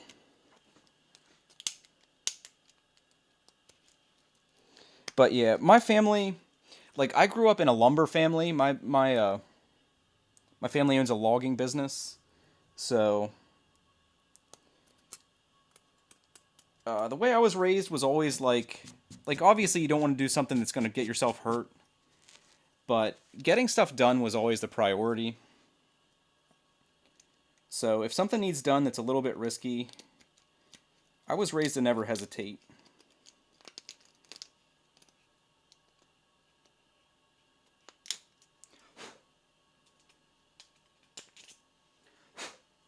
I used to do far more dangerous things than that on a regular basis. So if you can see, all I did was, I mean, that looks a little bit ugly, just a little ugly. But I just put a little bit of relief in there so our cable isn't being pinched against the edge of the board here. Let me put autofocus on. Maybe it won't be a complete a-hole today. We'll give it a chance. Heyo. All right. So you can see there, we put a little bit of relief in for our white cable, and then just took this hard edge off to give the other focus. Focus, come on. You jerk. Just put a little bit of relief there so we're not actually chafing our cables on the underside. All right, and right there our hole lines up that goes through. And then with our black piece on top, like I said, we might end up needing a, look at that, it even has like a nice little cover for the thing. It's almost like somebody planned this. The only issue we're going to have is thickness. We're going to have a little bit of a thickness issue, which I can kind of address here really quickly. What we're going to have to do is, this is the final thickness we need, this thinner edge. So I'll just cut these thicker edges off really quick with the cutoff wheel on my Dremel.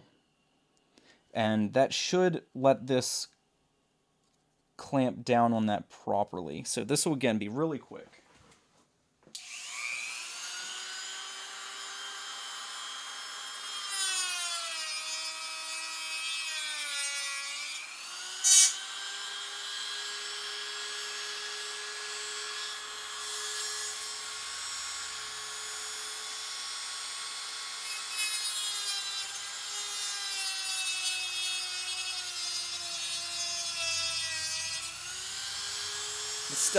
This stuff liquefies.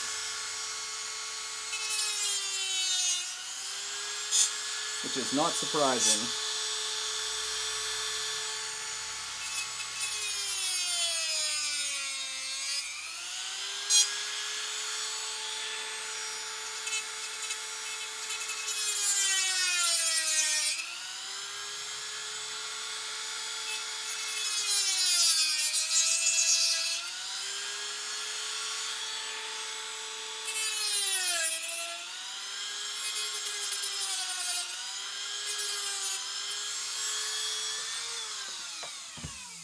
Alright, I'm going to hit this with sandpaper really quick. We'll just try to get that reasonably flat, so it's not too ugly looking. And then we'll clean the edge up with an X-Acto, or a utility knife rather. Now this probably won't be the solution that any of you guys like end up needing to do. Like I said, I just wanted to try this for my own kind of personal satisfaction. Ideally, Aaron will be able to come up with some modifications to the original pieces to kind of address this issue, which I think some of the other guys didn't even really have this issue, so like I said, maybe this stuff won't all end up being relevant ultimately, so if that's the case, I'll just edit this out of this video. But I kind of think it is something that needs addressed.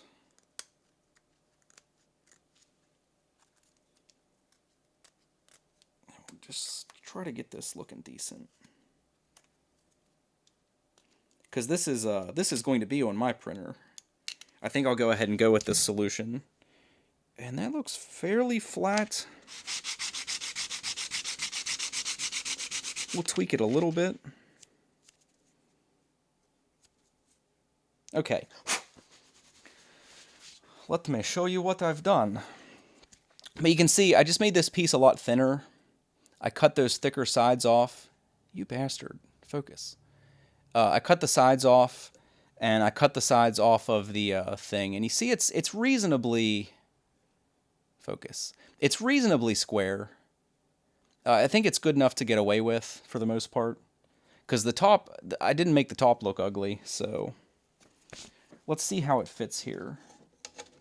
So there's our piece on the bottom. Again, lined up with the hole. Let me adjust this.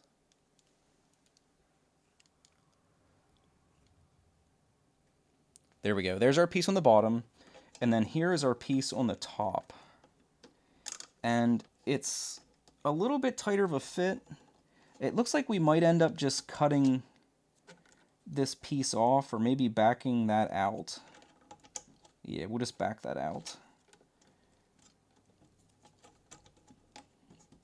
But you see, that kind of gives us a nice cover for everything. I know that's a little hard to see. My hand's in the way of the light, but that gives us a fairly decent cover for everything.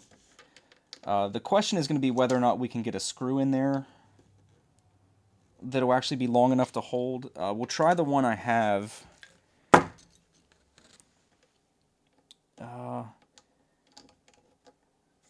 I guess given that I don't have the right hex wrench, it's going to be a little bit of a problem. But we can kind of eyeball it. Let me see if it's long enough to reach threads on the underside. It is not. So I think we'll just kind of do a makeshift fastener on this with maybe a little zip tie. If I can get a zip tie through there, that'll be enough to hold that together.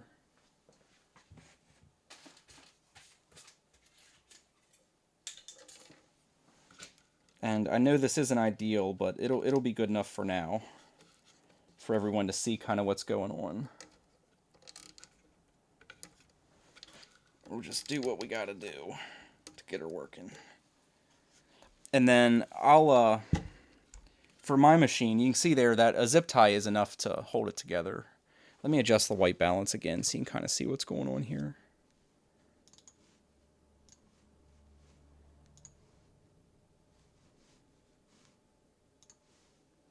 Good old OBS makes everything kind of awkward.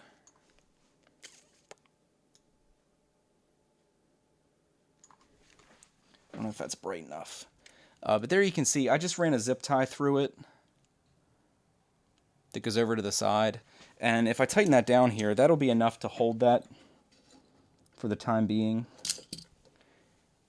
And I know Aaron, this probably isn't what Aaron was expecting to see today. Because this cable chain project has been his baby for the most part. So I don't think that's really that bad of a solution for now. Like I said, this bolt looked like it was, if I had to guess, another, what, maybe 3 millimeters or so, and this bolt would be long enough to reach through, but as it is, it's just a little too short.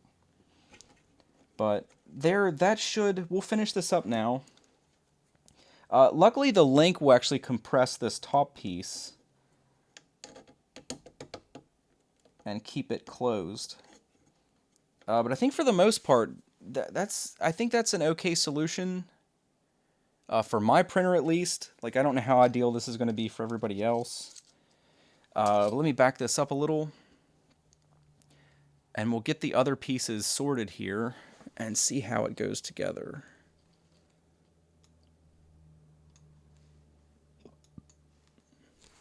Okay, and we'll ease our chain back into place on the Rambo board. And then I think I'm going to put that other link back, just so I don't have to shove quite so much of this wire back in the Rambo. And there you go.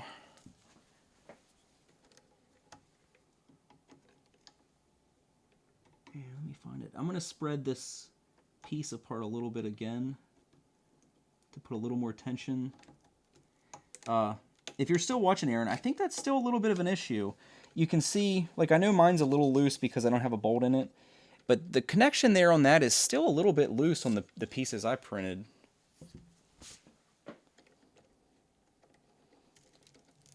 And we'll check our range of motion again.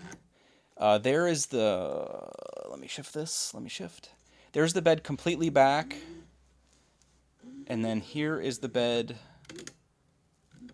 Oh, see, that's hitting my ribbon cables, which we'll address that. Let's get a better angle here.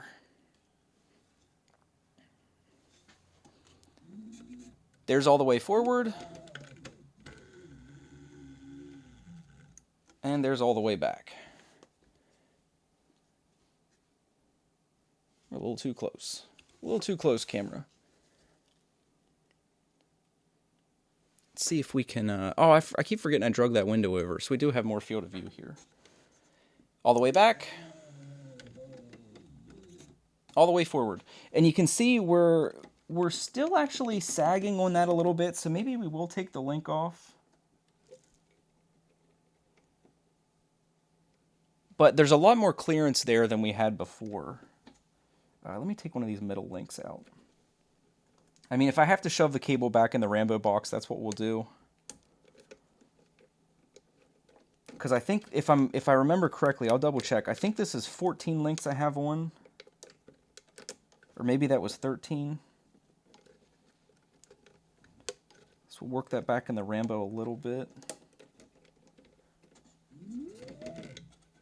There we go. And I keep, yeah, the only binding we're having is the wires in the Rambo box, which will not be a problem when we have our cover on. But I think overall that's a decent solution.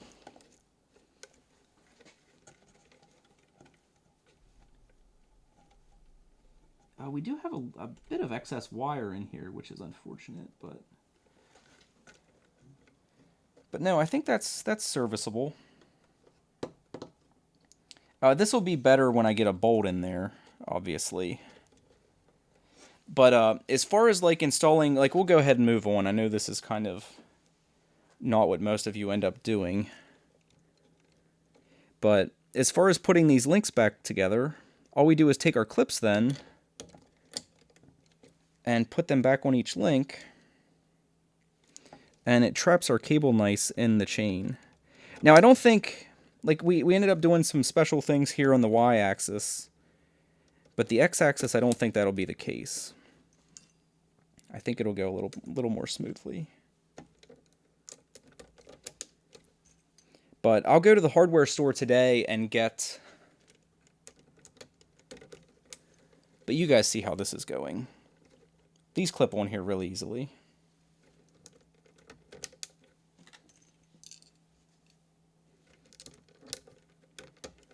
And the nice thing is, if we ever need to take this off again, we can remove these clips and it gives us access to our cables without having to unplug everything in our Rambo board. Which is a huge advantage to this design. Because it's just like that.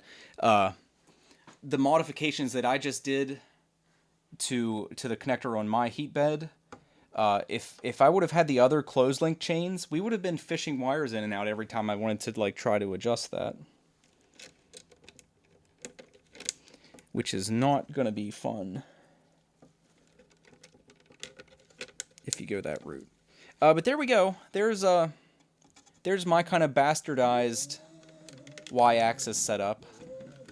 And like I said, we're binding on these wires, but that won't happen when we have our cover on. But I think that's cool. We're still sagging a little bit.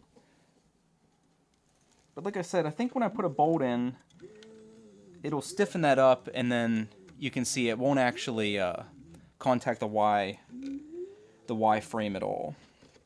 But okay, moving along. Moving along to the X-axis now. I'll shut this off while we get the bulk of this tended to. These wires you can see are going to be routed a little differently, and I'm actually going to have to unplug this one piece to move. I guess I do need this camera.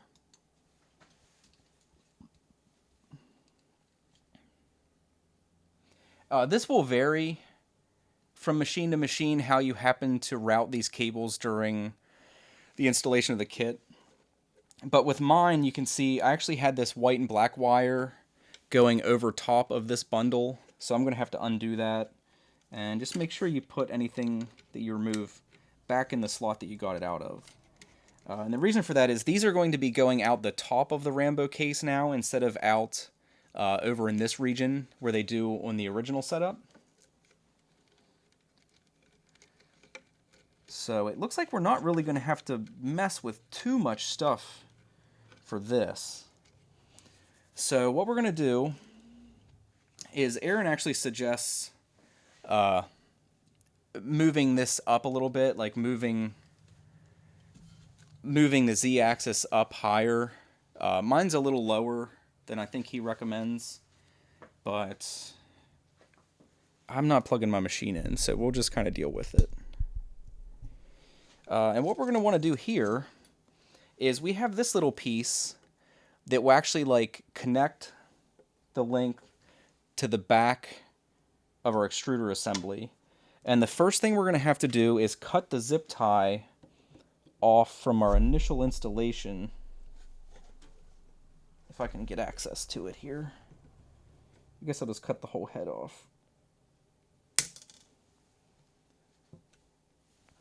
And we should be able to pull that out the bottom.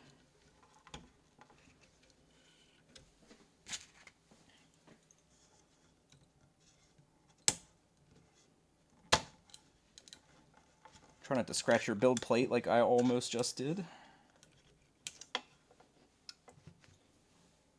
And then get it out of there. And from what I understand, this piece, we have our two holes in the top. Those two holes, it kind of looks like nose holes in the top of the extruder area where our zip tie went through. This piece has, you can see if it'll focus, this piece has two tabs that actually just set down in there. So I'm going to move these zip tie heads so they're down facing. And from what I understand, I'm trying to see the clearances here. Like Aaron suggested, I think we're going to end up trimming these a tiny little bit.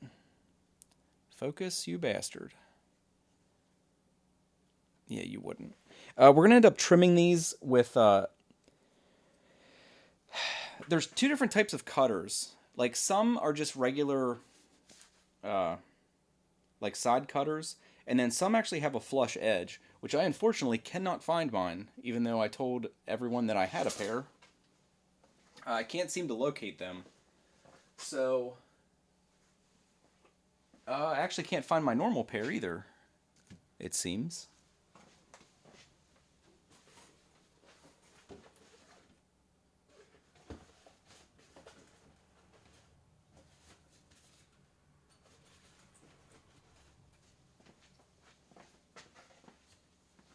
Well, we'll go to the handy dandy Dremel.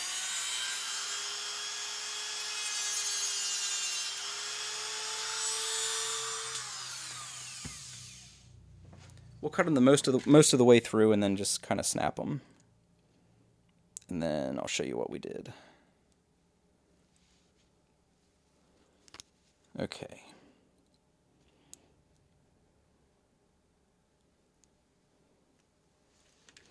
And then we'll clean that up. The Dremel's really handy, but the problem with like most of these materials is that they melt, obviously. I mean, it's how the entire process works. What you can see there, what I did was just trimmed those back a little bit, so they're not full length, and I think that gives us enough clearance. I think I'm actually going to trim them a little bit more.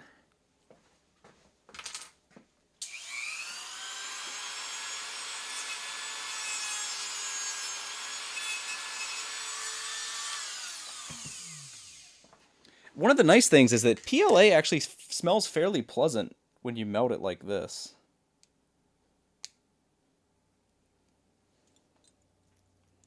When I did the Dremel work on that heat bed, that black heat bed cover, that's either PET or ABS, and that stuff smells terrible. That stuff smells like burning plastic.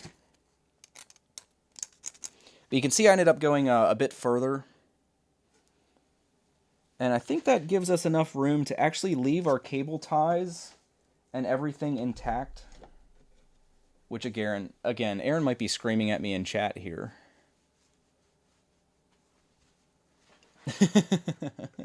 I'm sure he's watch him break the tabs. I didn't break them.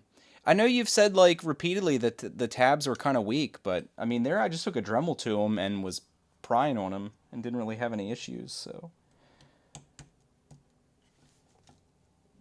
So there, I think we're down the whole way. But the big thing is you want to make sure you're not pinching any of your wires or anything. And I think I am pinching my wires. You can see, I don't know if it'll focus. On my blue wire there, you can actually see a little bit of a white spot where I did stress the outer bit of the wire coating. So we want to be careful that we don't do that, like I already did.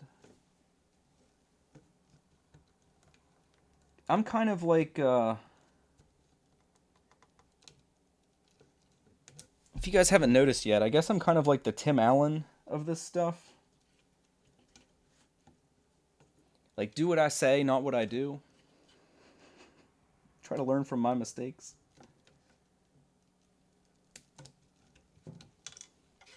Okay, so we'll kind of loosen this. I cut the zip ties off, and we'll kind of loosen this bundle up.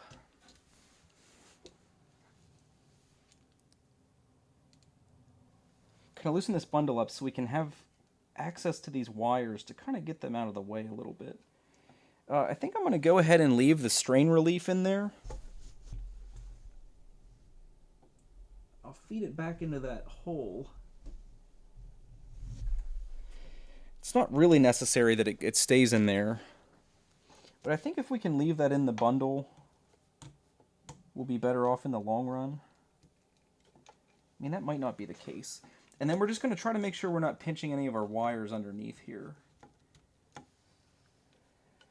So we'll kind of pull them out of the way to the sides. There we go. Okay. And we'll cut our last zip tie here.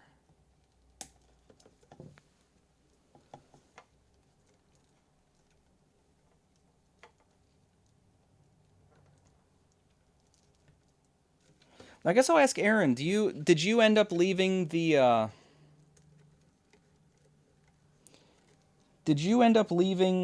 cable wrap on?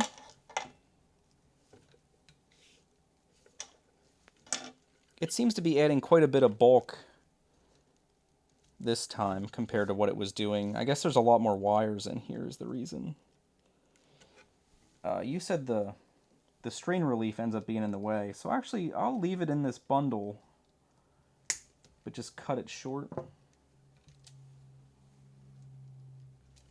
That way you can see we have access to everything. We have everything out of the way there. So we put our L in place. Then it seats properly now. And then I think we're going to have to undo our cable wrap at least a little bit.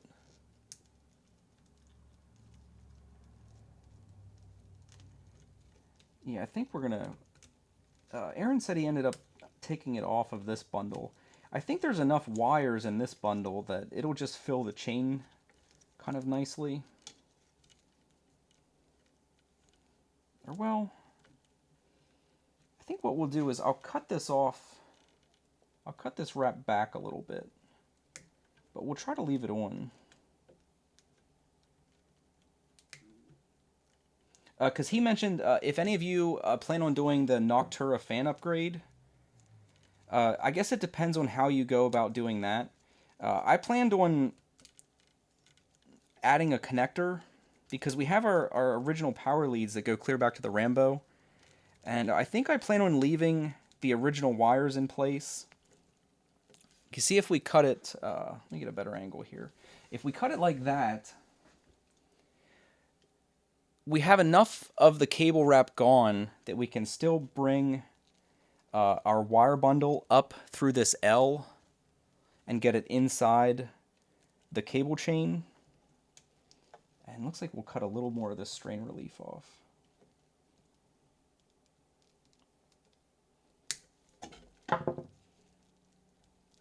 And you see, that'll let us get it inside this L and get our first link on. I guess we can go ahead. How would that go? I guess it would go this direction. we'll get our first link on so you can kind of see what we're doing here. But you can see that'll put our cables inside our first link, and then we'll go ahead and put our clip on this side.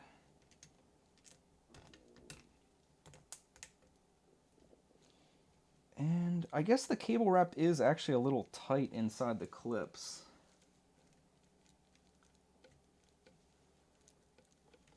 I don't know how I feel about that. But you can see there's what it's looking like. There's our first link. Let me put another couple links on here and see how it fits. If the cable wrap is too snug inside of there, since we do have so many wires, I'll get rid of it. Yeah, I actually think it's going to cause a little bit of binding because it's so tight in there. So we'll take it off.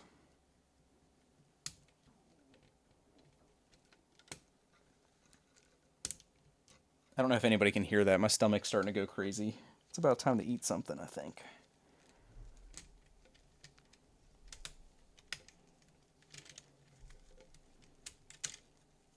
So we'll back this out. I think, I don't know. Maybe I'll try... Let's try taking... I'll take that strain relief out since I can slide it out, and I'll see if that actually eases this bundle up enough that we can leave the wrap on. Because I think the wrap will protect us from chafing against some of the sharper edges on this cable. Nobody likes chafing. But it'll also probably free up some space, because it is one of the thicker components that's in there. Like, this does move a whole lot easier now. So we'll see if we can get away with that. We'll put a couple of these links back together. And if it's still kind of tight, we'll get rid of it altogether.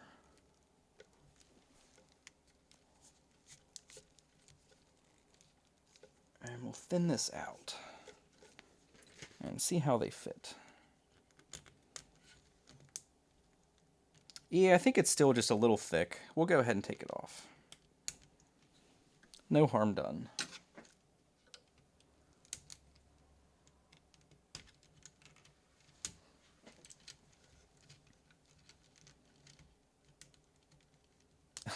Last time I had bacon, I cooked the entire pack.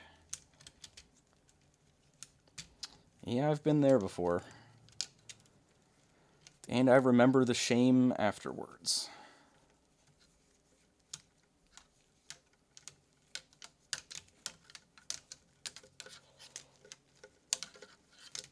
Alright, we'll leave some of that on there so our bundle doesn't get kind of unwieldy here.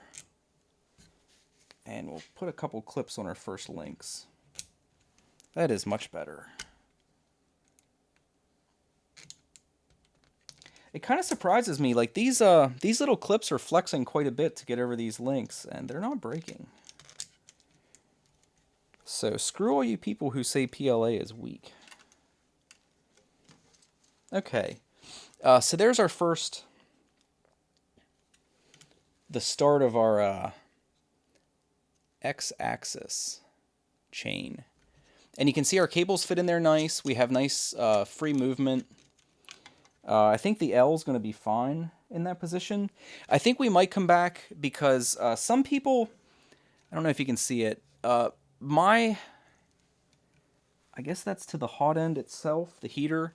Some people have a little plastic black connector or a little plastic connector here, and some people don't. And my connector actually has the little tang that fits in the clip to hold it closed. They must remove that because it won't fit in the little plastic area that they have for it. And I'm probably going to put a zip tie on that just to keep it from like coming undone, because I'm kind of concerned that that'll work itself out eventually. And we'll get all these clips off of our chains. Hopefully we don't break any.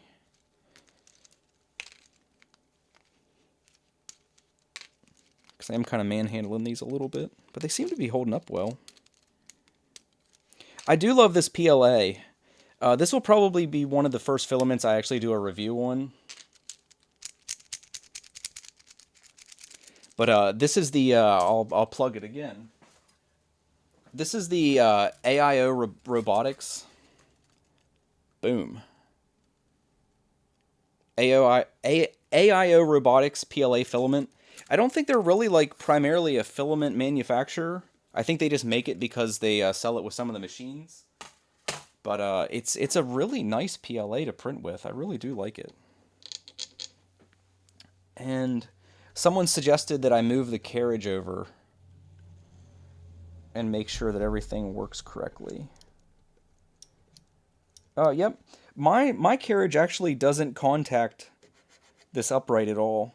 I have about a 16th of an inch of clearance.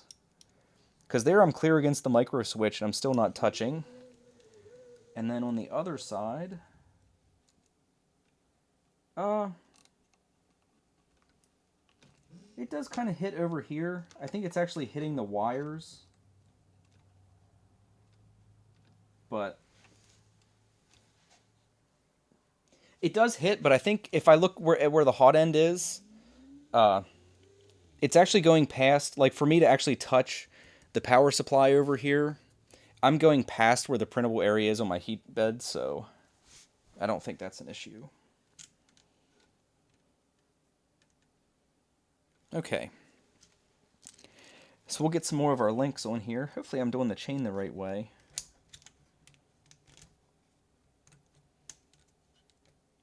Because with these limited range links, there is kind of a, I don't know what you'd call it. There are two different ways that they could go, and it will affect like the movement of them. Okay, I'll just back this out.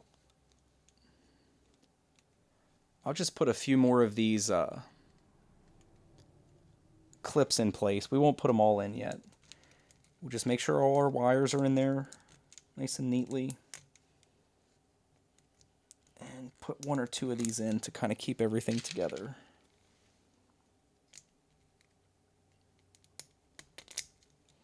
I know most of you probably won't end up installing this in little segments like this, because you can just have the whole chain ready. Rambo door. Oh, you mean to see if it hits the Rambo door? We can do that. Let me get some more of these links in place, because they'll be on here regardless whether I have clearance or not. Okay. So, I guess we need to take some more clips off. These damn things, I shouldn't have put them on. Like I said, these make cool little fidget toys. So part of me fidgeting was cleaning all these up and putting all these little clips on. I guess in hindsight I should have left them off.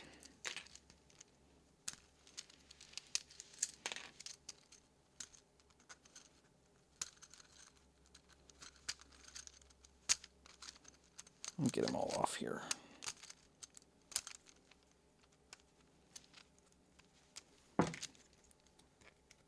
All right.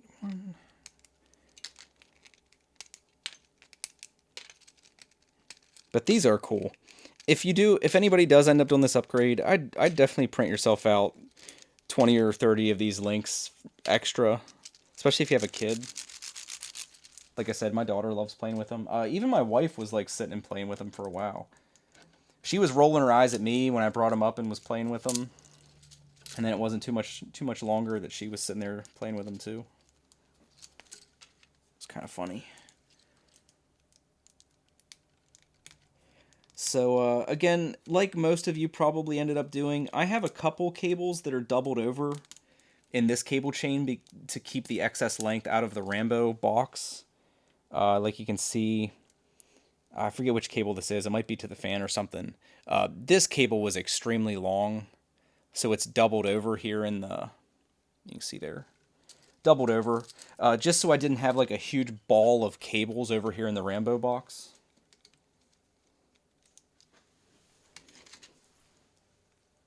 Rambo. I've never said Rambo so much in my life. I know that.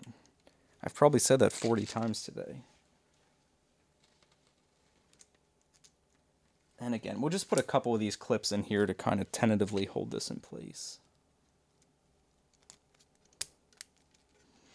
Okay, we're getting close. So now we'll take our bundle and get it fastened again, Rambo, in the Rambo box.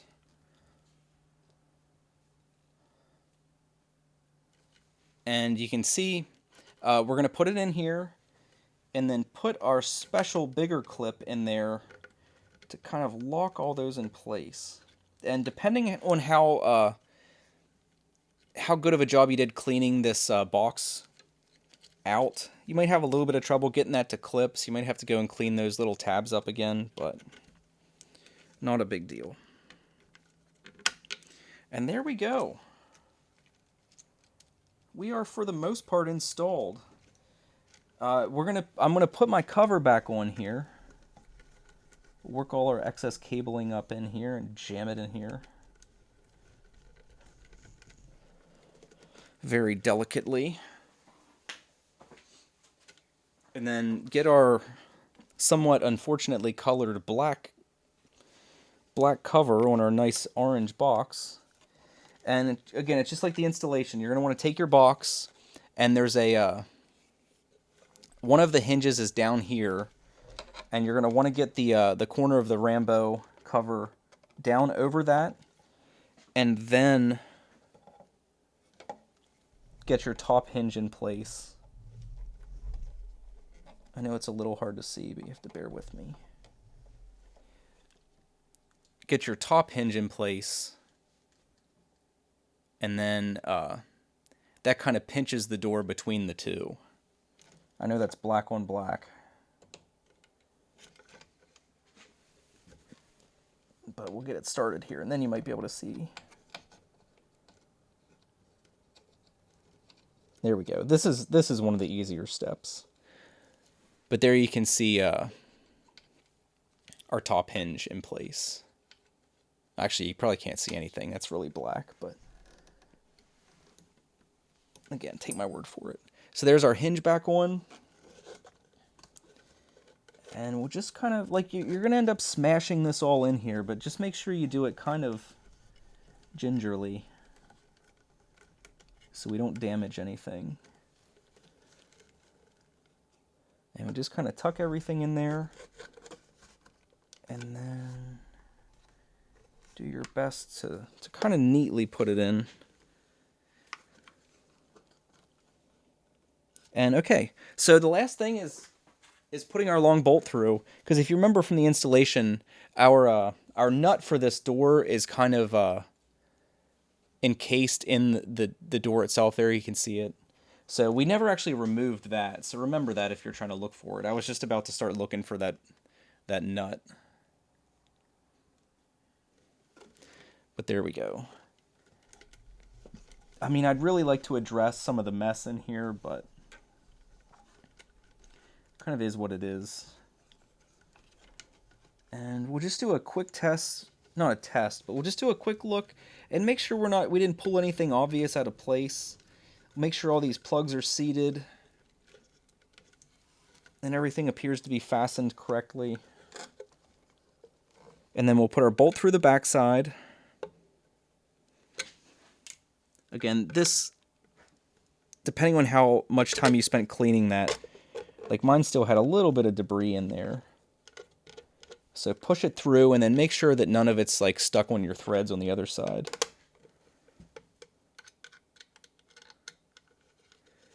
And then we'll screw it shut.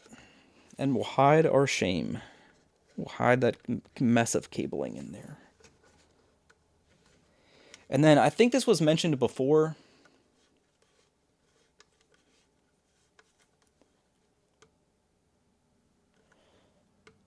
I was just checking. I guess I should. I'll take a moment here and catch up on chat. I guess I have been kind of in my own little world here. Oh, you guys talking about the WAN how?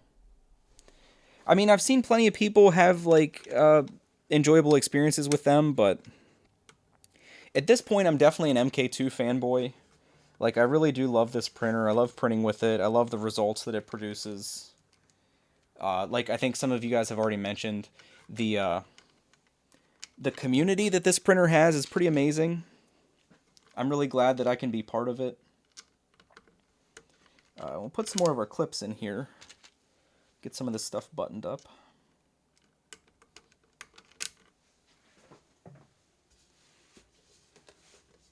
Get our camera backed out a little bit. Just get the rest of our clips in here. But I would assume there are similar upgrades that you can print out for like the Wanhao to replace some of the cable wraps with chains if they don't come with them already.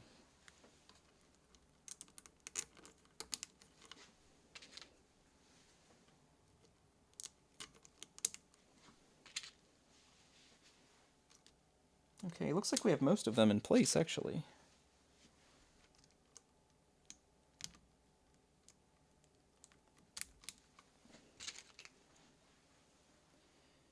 Alright, and then we'll check our, I know some of you were worried about the clearance for the Z-axis. Hopefully we don't have any issues, but we'll check that here in a second.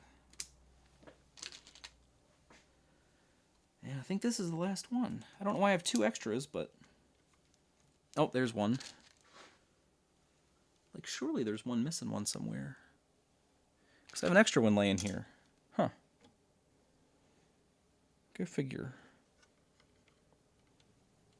Yeah, that's kind of weird. I don't see any more missing. I don't know where that one came from. I must have another link laying around here that I was messing with. Huh. Interesting. Just double checking. Yeah, they're all in. I don't know where this clip came from, but I have an extra clip. Okay, so that's pretty much done. You can see, I mean, you can see how this works. Oh, yeah, I do see what you're saying. Holy moly. I can tell you how I can fix that, though.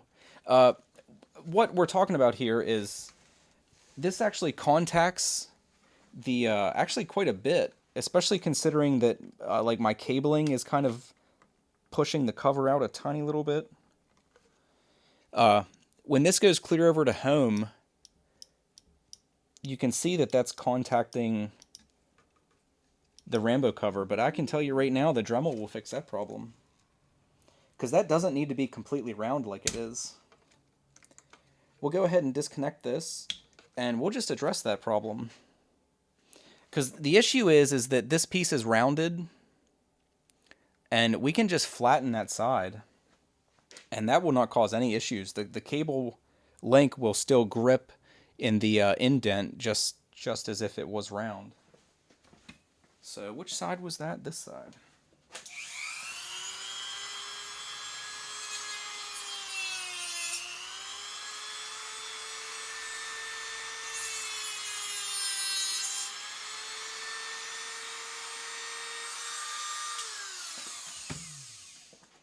Not a problem. Again, I think this is something that could be addressed in the file itself. Like if this just has a 90 over here, it won't affect the movement of the cabling at all. Because it doesn't even really interact with this side of this piece. So if there's a clearance issue, we could just like address it directly.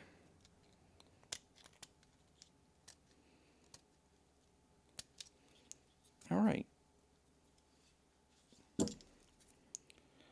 Not exactly straight, but what I did, this, again, simple fix, is I took this piece, again, it's absurdly bright over here, I'm sorry, but you can see I just kind of trimmed the rounded sides of that, and hopefully that's enough to just kind of nip that problem in the bud, as they say.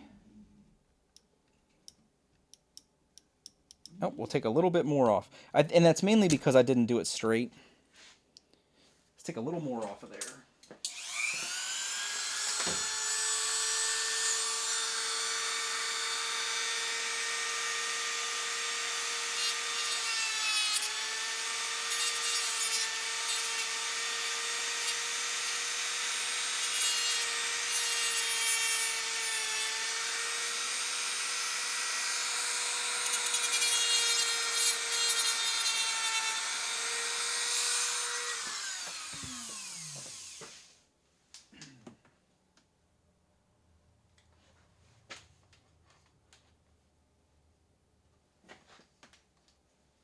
Cost of light. Okay, I'll clean this up again.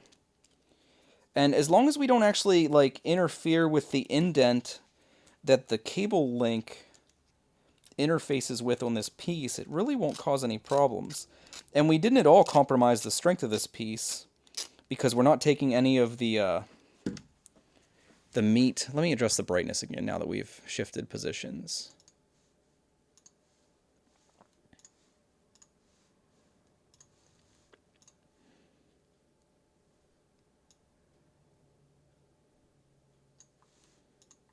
Okay. You see, all I did was like cut down some of the roundness of this piece, and like I said, we're not actually removing any material from. Let's see if we'll get it to focus here. We're not actually removing any material from the any places that will compromise the strength of this. We're just kind of like compensating for the little bit of roundness that's causing that to hit over there. I don't think that'll at all, because you see the chain itself, the chain actually doesn't need any of that material over there to do anything. So I mean, there we almost completely eliminated. Like I said, I could actually take a tiny little bit more off of that because it is touching, but it's not under near the amount of pressure that it was initially.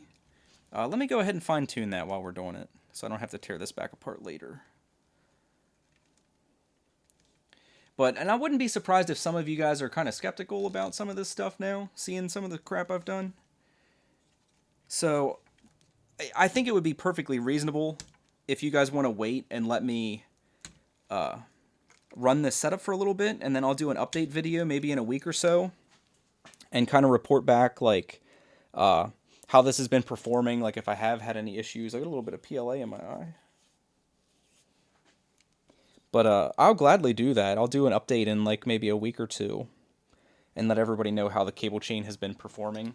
And then maybe at that point I'll actually go back and do kind of a nice short video on how to install this when we've maybe like worked out some of the kinks with the heat bed and stuff.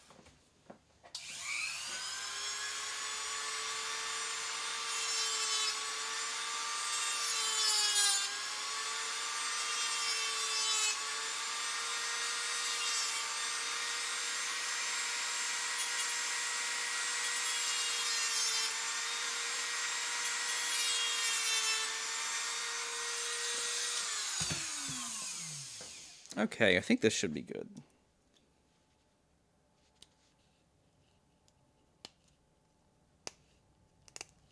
But this piece, luckily, I know you couldn't really see it from any of the angles I've held it so far, but I'll show you in a second.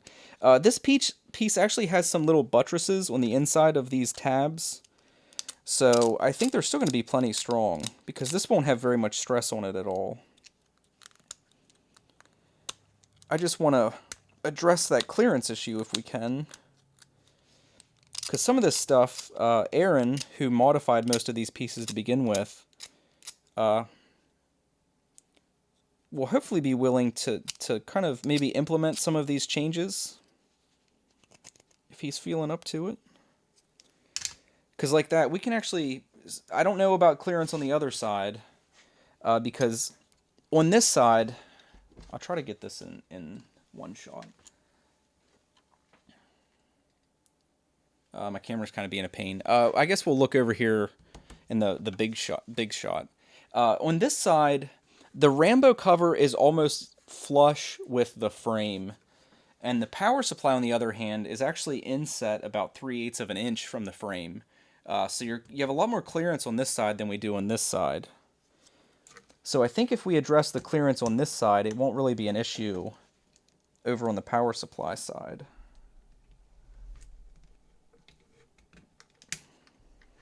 Okay, we'll zoom in here and see if we've addressed this clearance issue.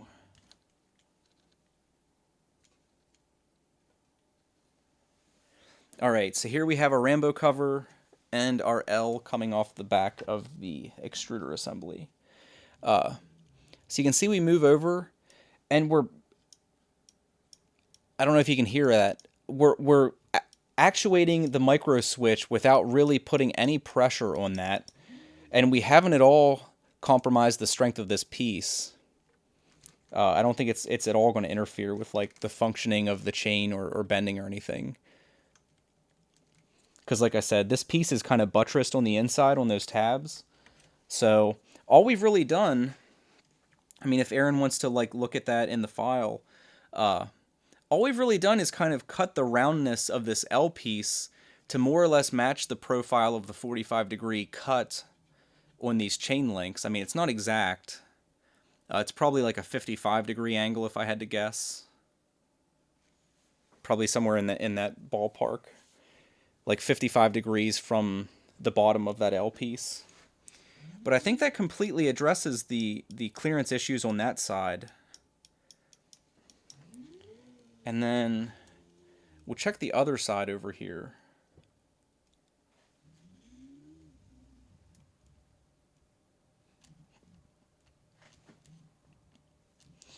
Like I said, I think we do end up touching over here, but the hot end is essentially flush with the end of the edge of the heat bed, so I don't think that's really an issue. The hot end is never going to be over this far, and I think the thing that's contacting the most is actually the wires. So if we zip tie them to this L to pull them in a little closer, I don't think it'll be a problem at all. So I think overall we're pretty much successfully installed. Like I said, I think we can come in here on this L. I don't know why it's called an L. Someone, like I think Aaron can probably better explain that than I can. Apparently that's a plumbing term. Like L for an elbow, I would assume. I actually don't know, but I would assume that's what it is. Which I would honestly just call it an elbow, because I'm not a plumber, but that's just me. So let's get some of this crap cleaned up. I have all these cut zip ties. A nut and a bolt.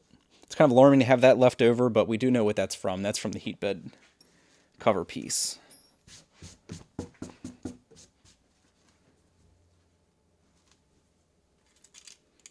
Okay, and all these support pieces. I'm going to toss this in the trash can. Oh, we got more here. And we'll kind of do an overview of what we've accomplished here.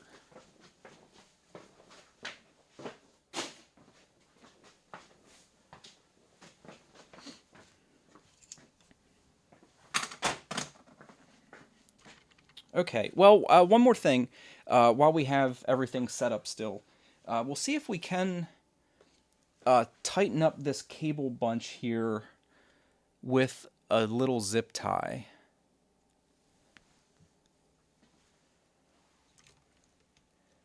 If we can arrange these kind of nicely.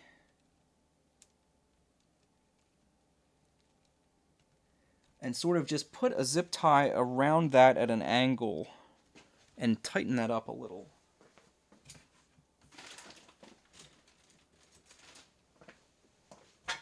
And luckily I have some of these. They give you so many zip ties with the kit that you almost certainly have some left over. Now how we're going to want to do this, I guess. I don't think we can just go around the bottom here. I think that might interfere. No, I don't think it will. So if you can see that, I'm just going to go around these two uprights that connect to the chain link, that first link, which will kind of pull them in close to the L.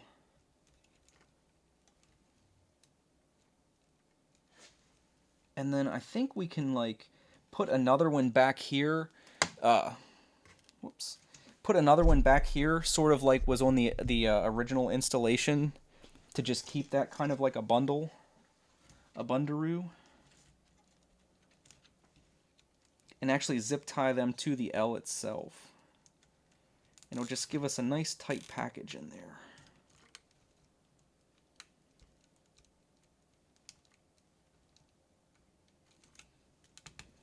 Make it look professional.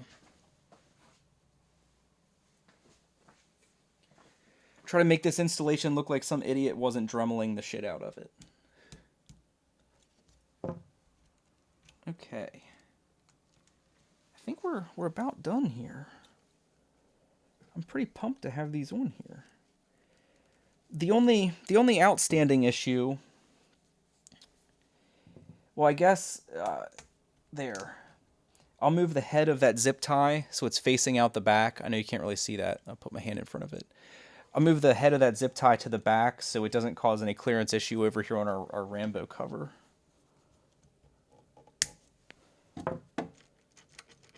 All right. All right, all right.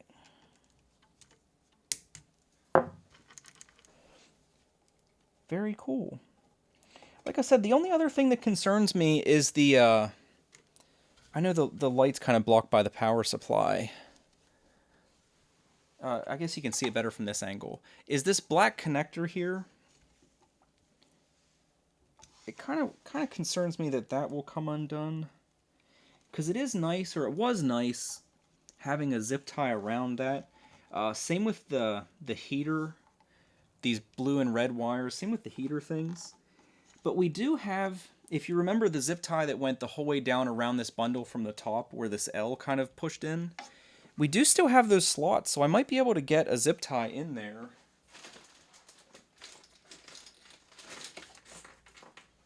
I have to run over here and grab one, but I'll do that quick, and we'll see if we can button that up.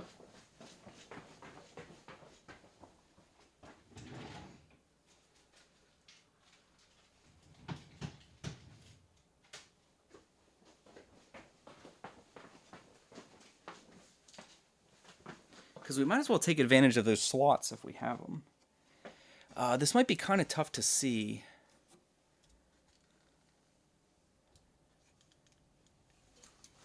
Because they're even tough for me to kind of see. And I'm standing here.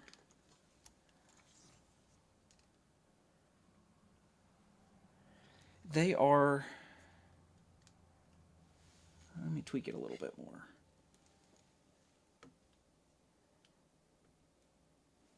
I think you can kind of see one there. It's picking the wrong place to focus, but I'll see if I can fish this down through there. This is going to be a bit of a struggle, but we'll try to get it, because it will make me feel a little better knowing that this is kind of secure down there. I guess it's really not that much of an issue, actually. I guess it's fine. Being that we zip tied this to this orange piece here, I don't really think this has much room to move. So I don't think it'll really be an issue.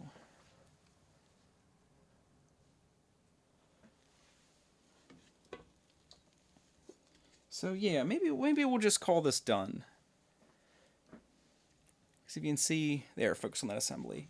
I think that all looks good, personally. Our wires aren't really hitting the power supply anymore. And then on this far side, we seem to have good clearance. There you see we're actually...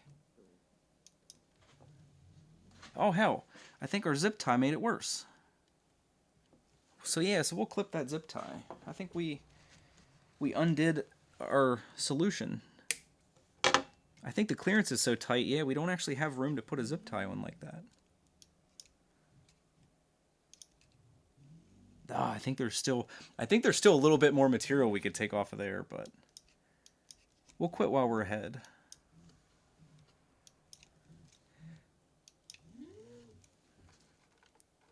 I know some of it is like you could probably get away with designing a thinner. Like, if you'd shave, I know it seems trivial, but if you'd shave 1 millimeter or 2 off the thickness of this Rambo case, I think you'd completely eliminate contact there and any potential problems. I'm just seeing if I can flex that in enough. Oh, I see what the problem is. It was the second zip tie we put on.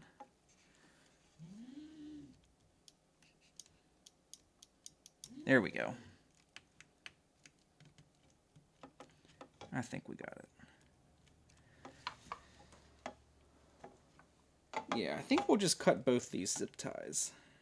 I think they're doing more harm than good.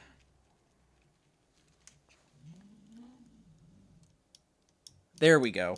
There we're hitting our micro switch without really any contact.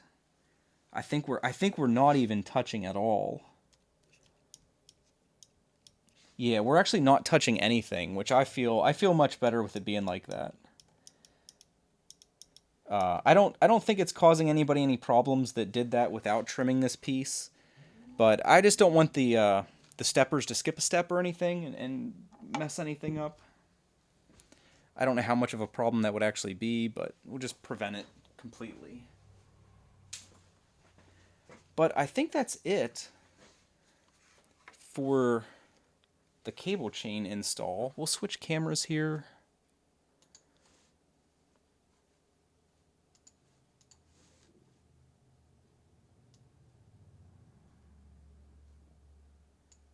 And adjust our settings a little bit. I didn't realize the main camera looked so washed out. I guess my lights are a little closer than normal. But, yeah. I'll take a second here and catch up on chat.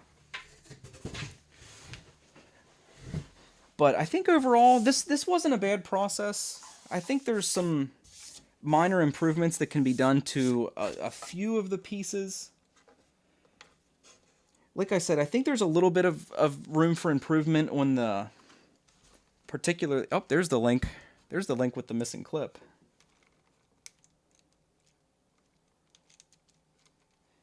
Uh, 1, 2, 3, 4, 5, 6, 7, 8, 9, 10, 11, 12, 13, 14, 15, 16, 17, 18, 19, 20, 21, 22, 23. I have 23 links on the X-axis. Aaron wants me to move the heat bed all the way forward, then move the X-axis to home. I can do that. I don't know what the best angle is here. I think this best angle.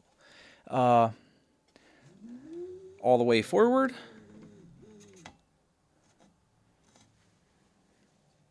All right. All the way home. I see what you were concerned about. The clearance.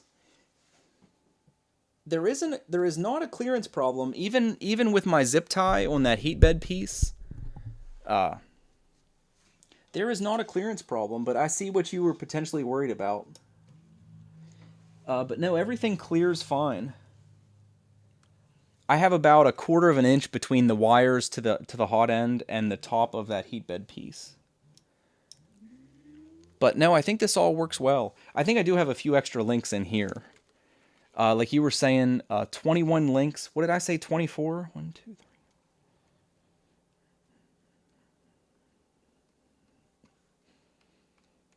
Yeah, I have 2 extra links. I'll see if I can take those out. I'll see if that makes any difference. Because this does seem a little, I wouldn't say floppy, but I think we could tighten it up a little bit. We'll see if taking 2 links out makes any difference. I do love the look of this already. I know that's not really the most important thing. Especially with this orange that matches pretty damn well. I do prefer the look of this to the cable wraps. There we go. That feels better. Alright, so there's 21 links. That just seems a little less floppy. And it looks like we have plenty of clearance. Our wires kind of hit the power supply over there. That kind of bugs me, but I don't think... Like, I never print... like, if I kind of line up the pin to sensor with the far edge of the board... I don't know if you can see that. That's all the closer this gets. So there's like a full 2 inches of clearance. And I think during calibration, this is all the farther over the hot end assembly is going to move over. And even on some of the full bed prints that I've done, I've never actually like gone from edge to edge. So yeah. But yeah, no, I think this all looks good. I like it. I like it. And you can see it all moves freely. There's no binding in the chains. There's no binding in this axis at all. We have plenty of room here. And we have plenty of room on our y-axis. Alright, yeah, so I think the next step, let me clean these few pieces up here. One of the last things, you see this hole for the access to that hex nut. The cover, this Rambo box, actually prints with a little plug. So we'll pop her in there.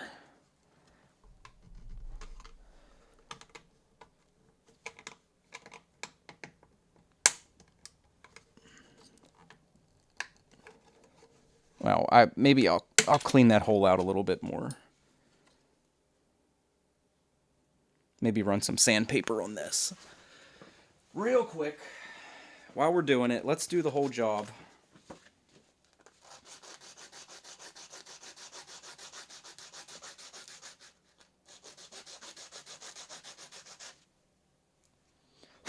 A lot of times if you have problems with pieces fitting like that, it's not really that you're dimensionally wrong, or your dimensions are wrong.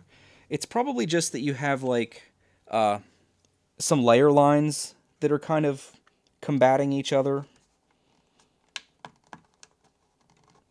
which can cause a little more resistance than you might expect. I think I just have a little tiny bit there.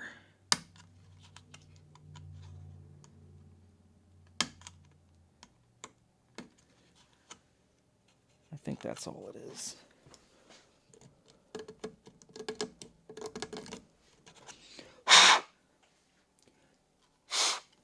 Yeah, we'll start this up. Hopefully nothing explodes.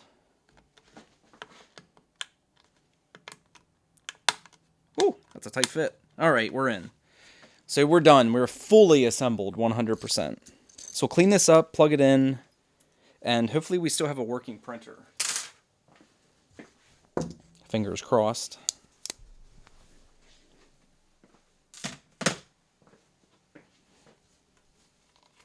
Okay, so we'll set her here.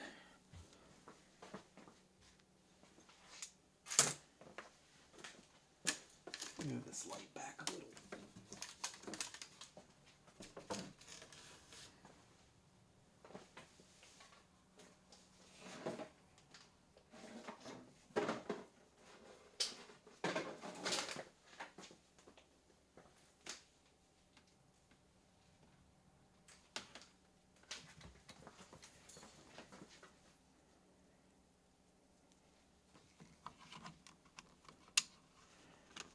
Okay, power on. We have an LCD. Let me clean the bed. We do have a bit of debris on there.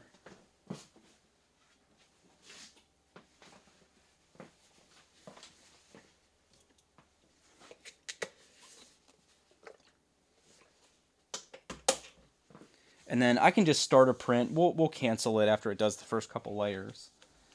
But we'll manually move the axes around and make sure our clearance is all okay and everything works.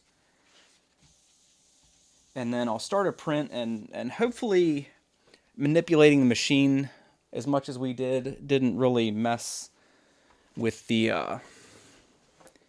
axes. All right.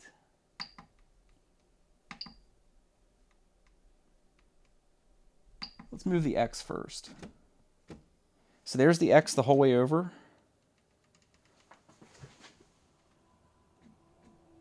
Oh, I guess we have to rehome it. How do we home it? Is there a setting for that? I've never actually done that. No, I haven't. No, I haven't set the wireless SD up yet. I'll probably do that later today. I imagine it shouldn't be too difficult, but yeah, I haven't had time to do that yet. If you guys watched the that fan mail unboxing, I actually just did that last night. That was done at like probably 30 minutes before I uploaded it. That was a really quick video. Oh, there we go. Here she goes. Yeah, it seems to not contact anything. All right. I think, yeah, it seems to work okay.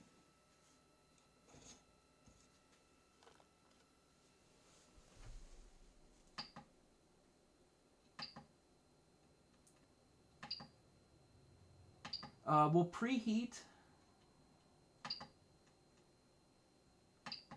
We'll preheat for PLA. We'll throw some filament in here.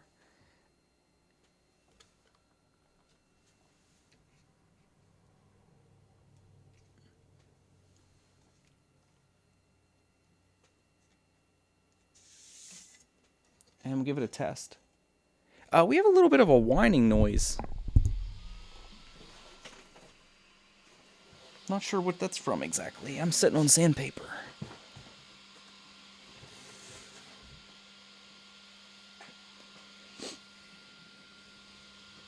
But I'll start one of the filament test prints that I have on here, because it's they're only this big. They're only this big. We'll let it do a few of the initial layers and see how everything goes.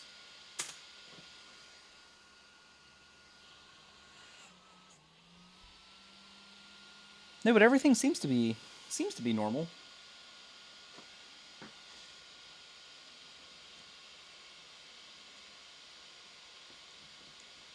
Yeah, the only thing that's kind of unfinished is the screw in the heat bed cover, which I'll have to go to the hardware store and just get a little screw.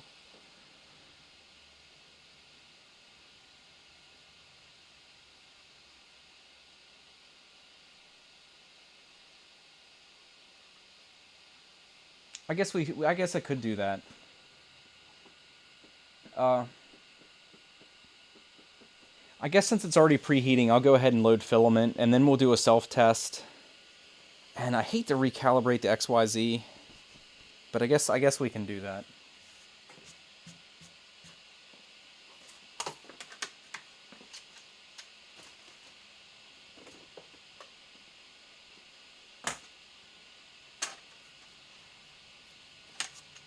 I gotta say, for anybody that is still kind of using the top mount filament solution, also printed one of these guides out. It's pretty sweet. I always just center the guide on the center of the print bed. It kind of was a necessity with some of the rolls like this that don't have a standard width, because the little things on these can't really get into that inner diameter piece. So I ended up, as a temporary measure, just using this little piece of, I think it's a 3/4 inch PVC, and just used it like that. And this has turned out to be a fairly good solution for a filament holder.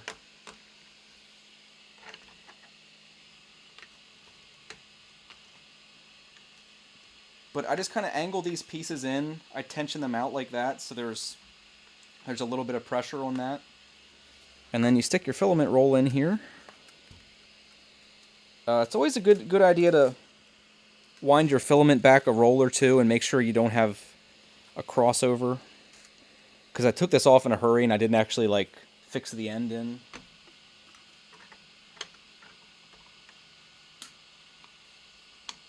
But this has turned out to be a fairly decent solution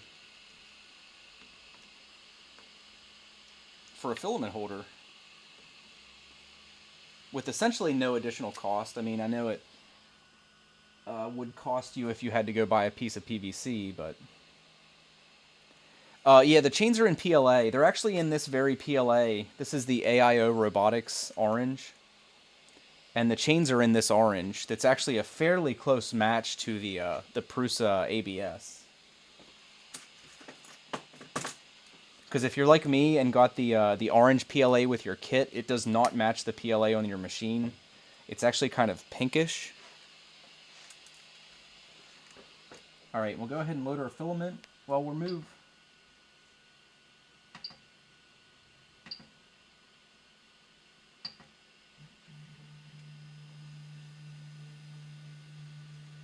we'll just test our axes a little bit. Hopefully it doesn't hit our... No, it won't hit our filament holder.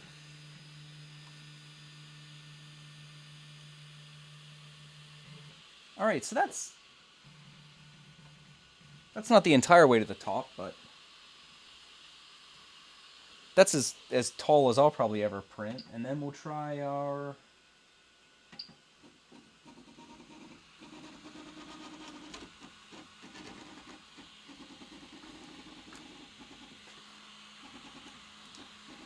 The chain actually moving the X-axis, it does bump the filament spool a little bit. But no, overall, it seems to all work nicely.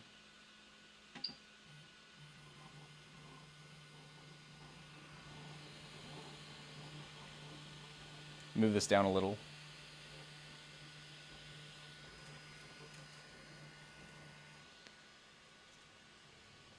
And then we'll load our filament.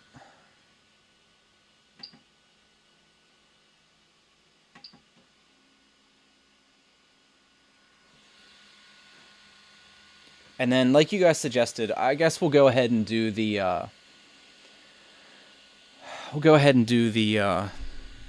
self-test and the calibration again, as much as I hate to. 'Cause it is boring.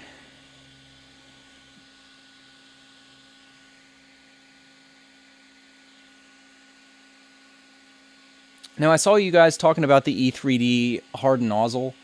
The US supplier that I got my socks from, the silicone socks,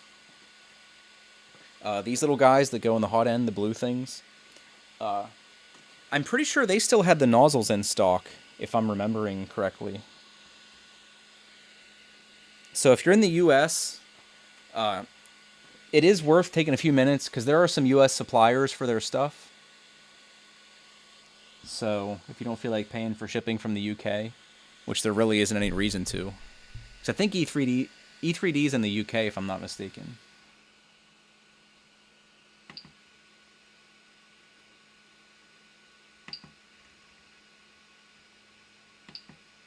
And then we'll go ahead and do a cool down. I'll also, worth printing out a set of these dampers. I'll put these on while we're doing the self-test, because it really does cut down the amount of noise that the machine makes sitting on like a wooden table like this. So we'll go ahead and do that.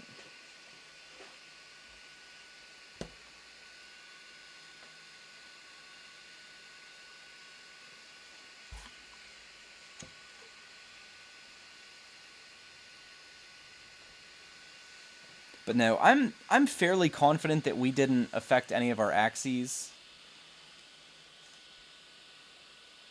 Just moving this around the little bit we did. Because at this point, I've actually moved this machine a lot, like a whole lot. There are some days, like when I'm babysitting my daughter, like the days I was doing all those little test prints for filament reviews, I carry my machine upstairs. And I actually just kind of like make a fist. Anytime I move it, I just kind of make a fist and put like my knuckle under the center of this bar and just kind of carry it like that. And it seems to transport really well.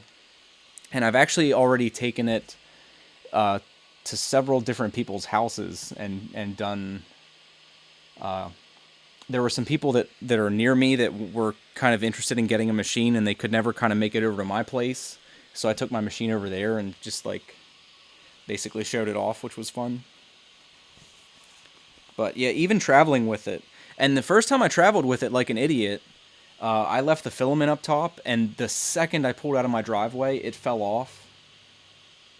And I don't know where it hit the machine, but it made some noise, and it still wasn't out of calibration. So these seem to travel fairly well. Did I get it perpendicular yet? No, I haven't. I haven't had the time, unfortunately. But that's definitely on my short list of things to do.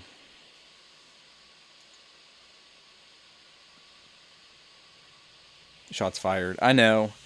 I'm becoming like the scrub of the MK2 Google Hangout group that's that's together. I think I'm slowly becoming one of the few guys that doesn't have a perpendicular machine. I think I also have like one of the worst Z height adjusts in the group, so it is what it is. I'm that guy.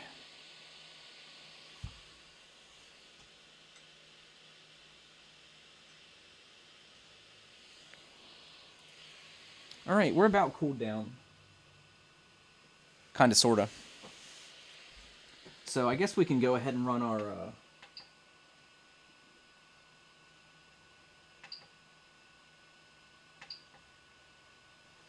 So there I started our self-test.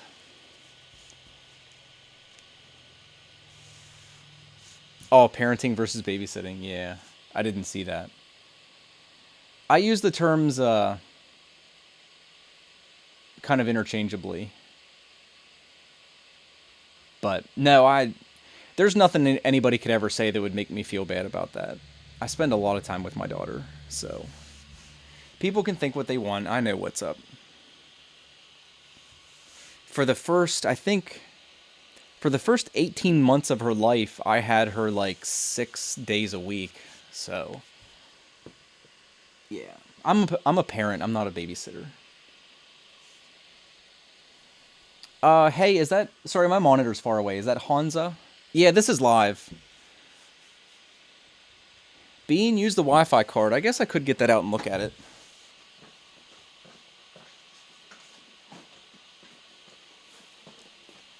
Because just in general, it's time for me... it's time for me to clean up my SD card.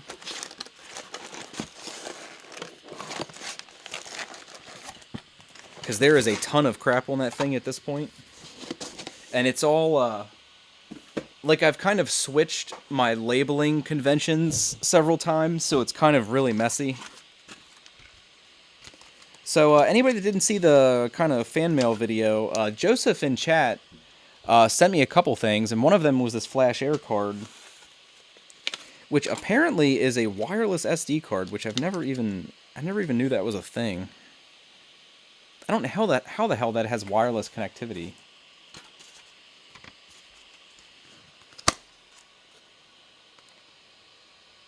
Safety information. What the hell is... like, why does an SD card need safety information? Oh, I don't know what I did with the instructions.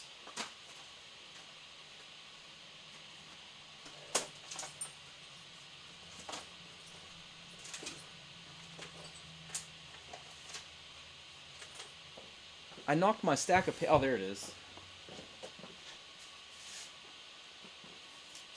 I knocked my stack of papers over the other day, and kind of everything's a mess.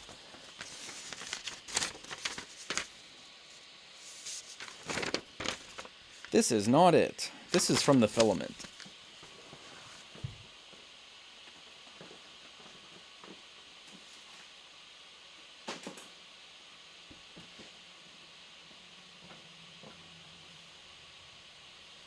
Well, shit. Oh, here it is.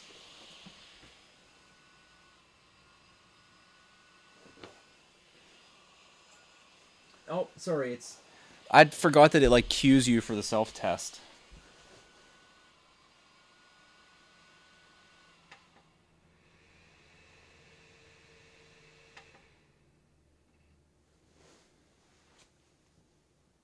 My, I don't know if anybody else has this problem. My part cooling fan has been making noise lately.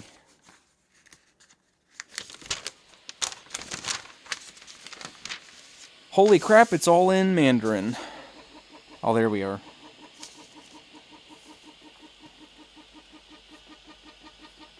You see, this table's kind of wobbly.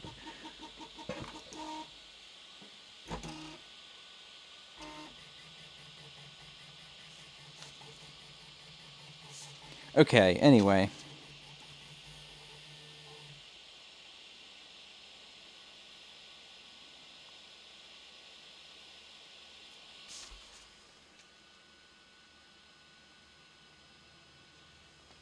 So it seems to be finding everything okay. It looks like I need to download some software. Check my live stream hangout. I can do that.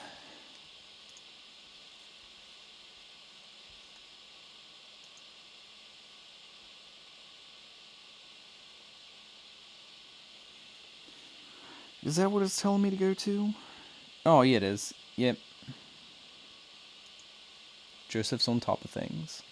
It was, I have to go to a website, and he provided the link for me. What a guy.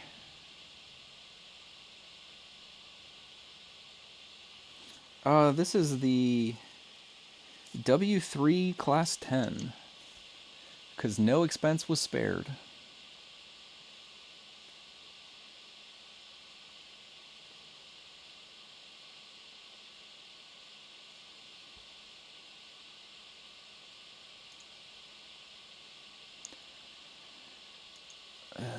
License agreement, blah, blah, blah.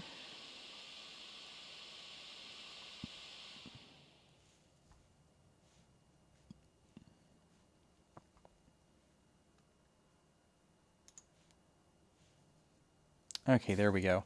I probably, like, I'm always kind of hesitant to do much on my PC while I'm streaming with OBS, so I'm kind of hesitant to do this right now. OBS doesn't play nicely with other programs. Well, it looks like our self-test was okay, so that's a plus. I'm not going to do the XYZ. I know you guys were suggesting I do that, but screw that. Let's just try a print. If the print's all kind of wonky, if the print doesn't look good, I'll go back and do that, or I'll do it on my own time, but nobody wants to sit here and watch that.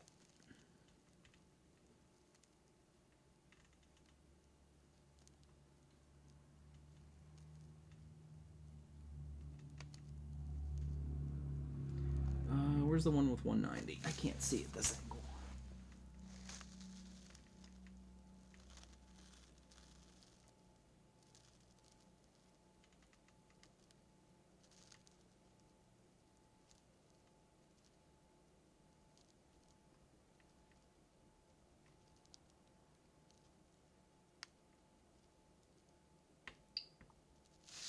Yeah, I know I've mentioned it several times, but we need to go in and modify the firmware so it takes more spins of the wheel to register a click. Because like that, it jumped over my print like 3 times that I was trying to select. So yeah, who needs instructions? We just have to do some software. It's just like that. That thing's only 40 some megabytes, and it's taken forever because I'm basically choking my upload. Or maybe their site's just slow.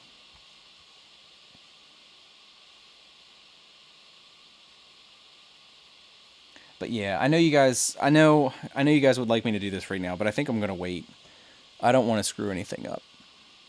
But I will do that today, and I might do a stream Thursday. I'm not sure exactly what's going to be going on.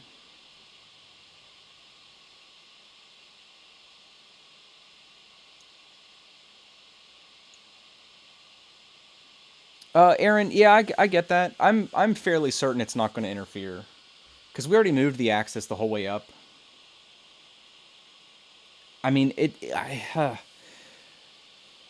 it's possible.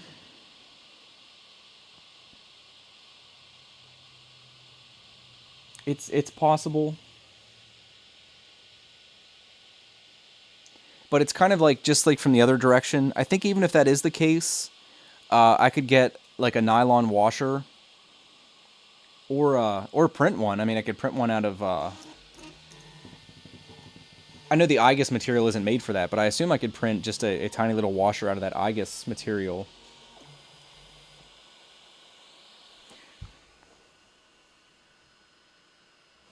Debris. Whoa, the hot end is hot.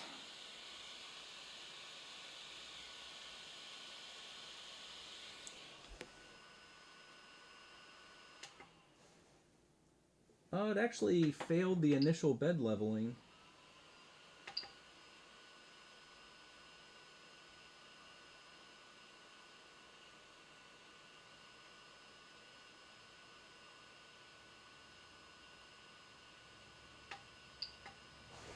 We'll try it again. There was a little bit of filament on the end of that.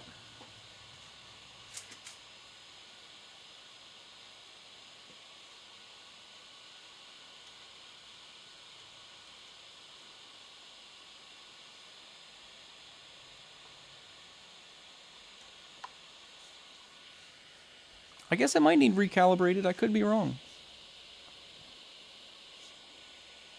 Yeah, I think the IGUS, I know, like I said, I know it's not really intended for that, but being that it is like that kind of material, I think it would actually make nice little washers. And you'd use so little of it to make a washer that even if we do have a problem with... what Aaron's concerned about is being that I like flipped that heat bed cover the other direction. He's worried that, yeah, it failed again. I guess we do have to do our calibration. I guess I must have effed it up.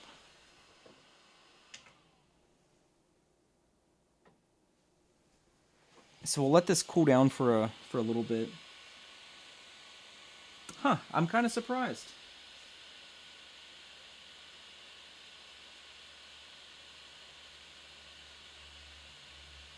I honestly don't know why I'm eyeballing it up. Like, I'm going to see that it's out of alignment. But I was just seeing if there was anything obvious, like obstructing anything underneath.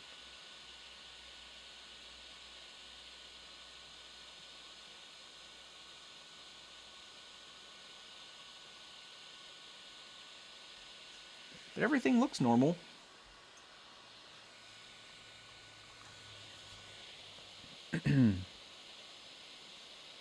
Oh, but like I was saying, he was concerned about, like, if the heat bed is all the way forward, and this heat bed cover is essentially in the same space as the extruder head, he was worried that there might be so little clearance that they make contact. But yeah, I mean, that could be the case. That could happen.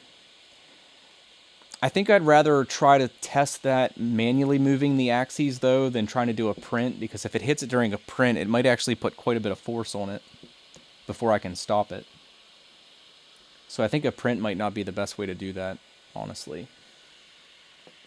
But like I was saying, if that is the case, I think I can print some little washers under with that IGUS material, and just put them underneath the heat bed to bring that connector down a little bit.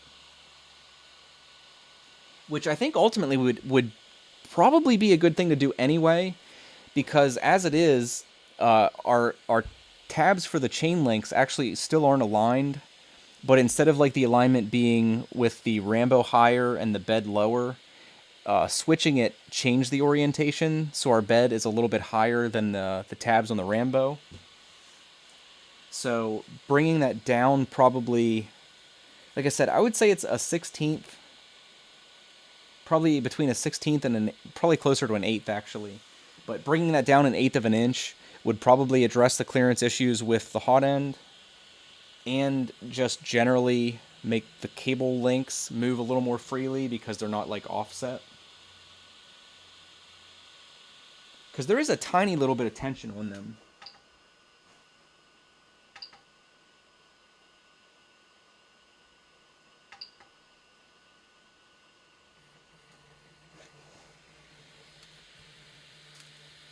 All right, and we're gonna do the XYZ here, and I think this is gonna hit the filament thing. The chain will end up hitting the filament holder when this bottoms out.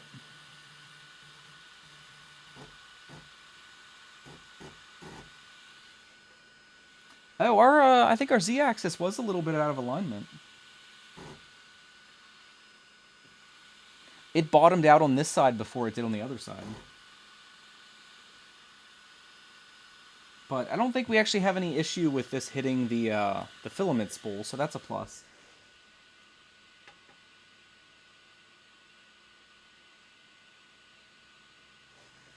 Please clean the nozzle.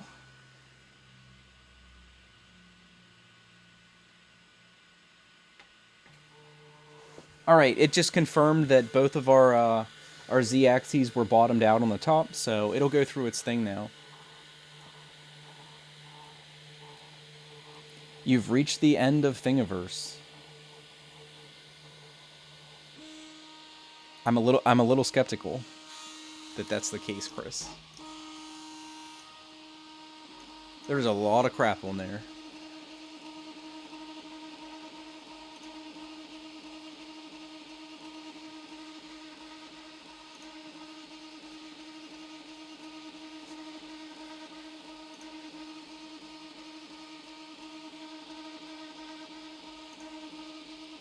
Alright, so it's doing its thing. I guess I'll take an opportunity. Anybody in here that's new, take the opportunity to subscribe and stuff if you found any of this useful, or if you're, particularly if you're an MK2 owner, or you have a machine on the way. A lot of the stuff I do is relevant to 3D printing as a whole, but in particular, I kind of cater to the MK2 community, if you're part of that. So a lot of the things I'm going to be doing in the future are MK2 specific. Like a quick for instance, well, for today, for instance, was MK2 specific, even though cable chains can be put on any printer for the most part, especially i3 design printers. Today's entire video was dedicated to installing them on the MK2. But there's going to be a lot of things coming in the future. I'm kind of struggling to think of what those things are, but yeah. Well, fan upgrades. I'm going to be doing a. This comes with a 30mm fan to cool the heat exchange thing for the hot end, and it's really noisy.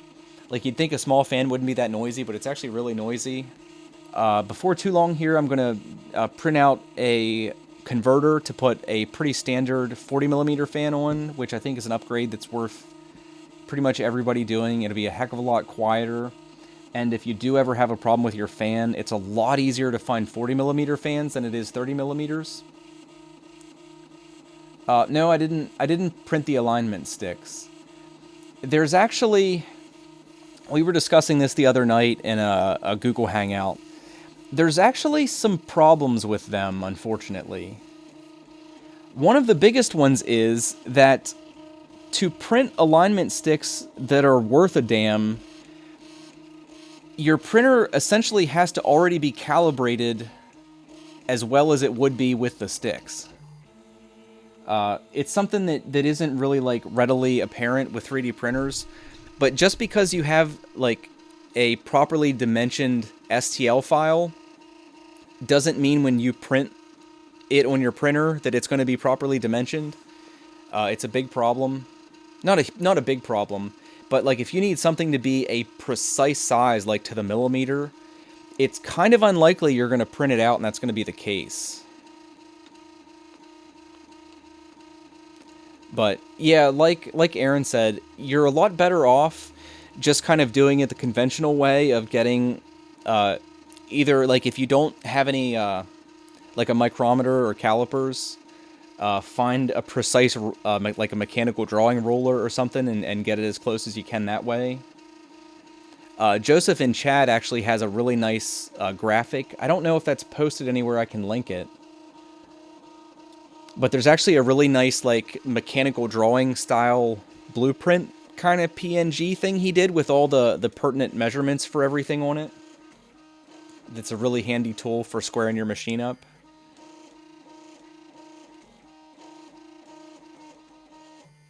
Oh, does somebody want to maybe link that in the Google Hangout? And if that's on GitHub, I will send a link. I'll just put it in chat here. Because it is really handy to have. There aren't a ton of measurements that you really need to double check, but there are a few that are really important. Like one just offhand is the 100mm. Like this Z-axis frame should be exactly 100mm from the one point on the back of the machine. Ryan sent it in our Google Hangout here. I will, there we go. I'll definitely share this because it is really handy. If you pull that file up, again, for MK2 users, that has all of the really crucial measurements on it. Joe's is 102. All right, well, shut up, Joe. I mean, it can be a little bit off, but again, the important thing is that they're both exactly the same.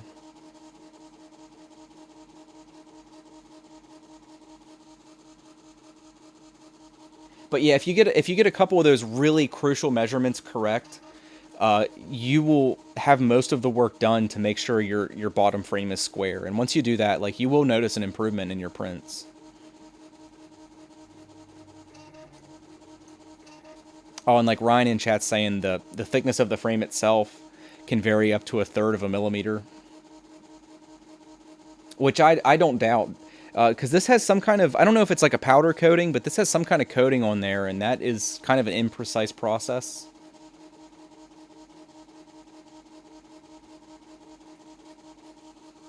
But yeah, if you have, let me link to this Google Hangout. How do I do that exactly?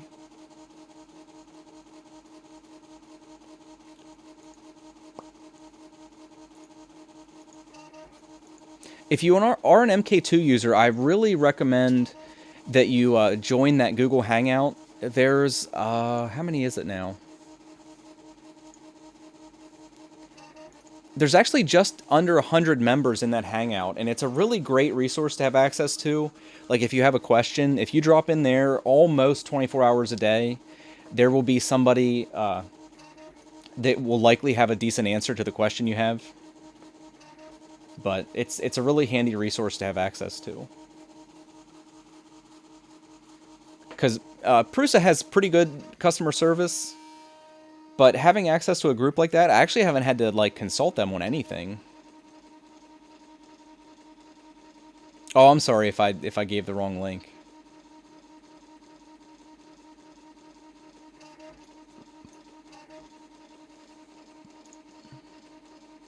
There's like, yeah. There was like 7, 8, 9 people that joined the Hangout already. So yeah, if you are an MK2 user, that will be something that you will kind of fall in love with pretty quickly.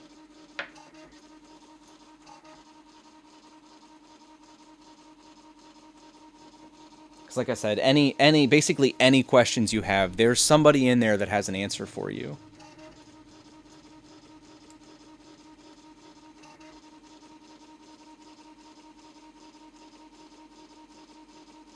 But no, see, I hope this fixes the problem I have, but this is so boring, the XYZ calibration. It is, like, any of you MK2 users, like, I have IGUS bearings that I upgraded the default linear bearings with. And the first time I ran this, if anybody remembers that stream, this was quite a bit noisier.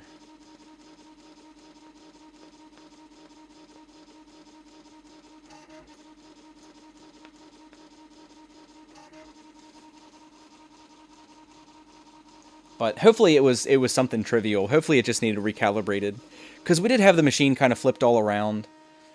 And any of you guys that have your printers or have seen one up close, the base frame is actually made with threaded rods that are the corners lock into place with nuts.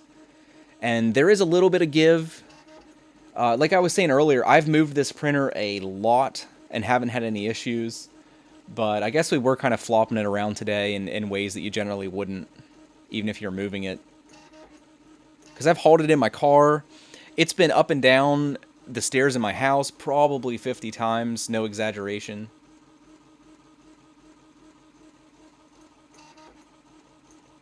But no, they seem to hold up really well. These are really nice printers. I know that there were some guys talking earlier about some of the Wanhao i3s. From what I hear, they are decent printers, but if you can justify, well, I guess you shouldn't say justify. If you can afford the little bit of extra money to get one of the Prusa MK2s, I would highly recommend it. In the long run, you're going to be a lot happier.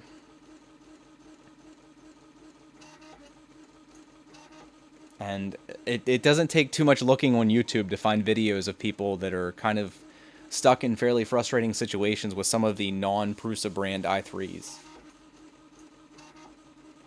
But after my experiences with this, I mean, even if you have the money for like a MakerBot or something, I would still probably recommend you just get one of these. And if you have $2,500 to spend on a printer, get 3 of them. You know what I mean? It's like, to me, it seems hard to justify the cost of some of the more expensive printers when you can get as good a results. That's something else we were talking about in a hangout the other day, is that I've seen some prints from like the MakerBot 2s and stuff, and they're nice, but I don't think they're dramatically nicer than anything you can do on one of these machines if it's properly calibrated. Which it does automatically, luckily. That's what it's doing right now, actually. Anybody that's kind of curious while we're sitting here watching this wiggle around, this heat bed has 9 magnetic points in it, and what it's doing is using a little sensor on the extruder assembly, and it just like really hones in on where exactly those points are and compensates for any differences or like your machine being out of square. Because my machine is still technically out of square a little bit, because I got it close when I did assembly, but I never actually like went back and fine-tuned it. And luckily the automated process that it does actually compensates for that, so that's a feature that you won't get on most of the other i3 knockoffs. I'm sure some of you guys that have watched... Did we pass? What happened?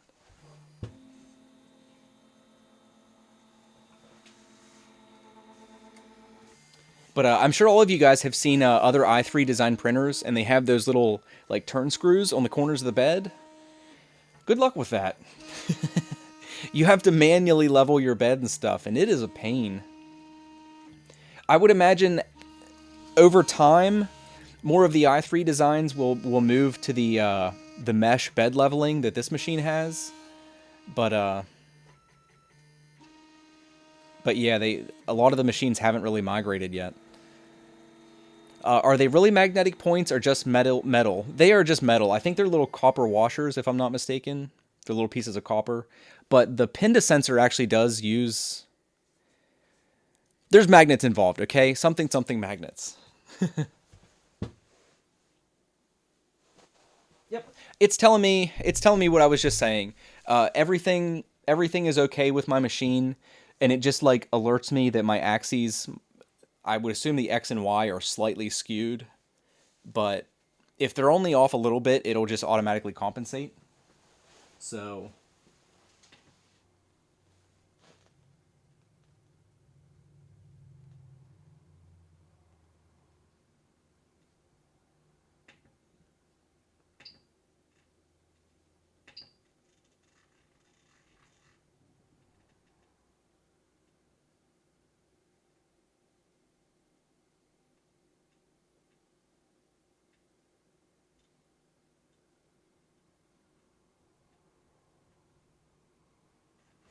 what I'm doing now, sorry I didn't mean to leave dead air there.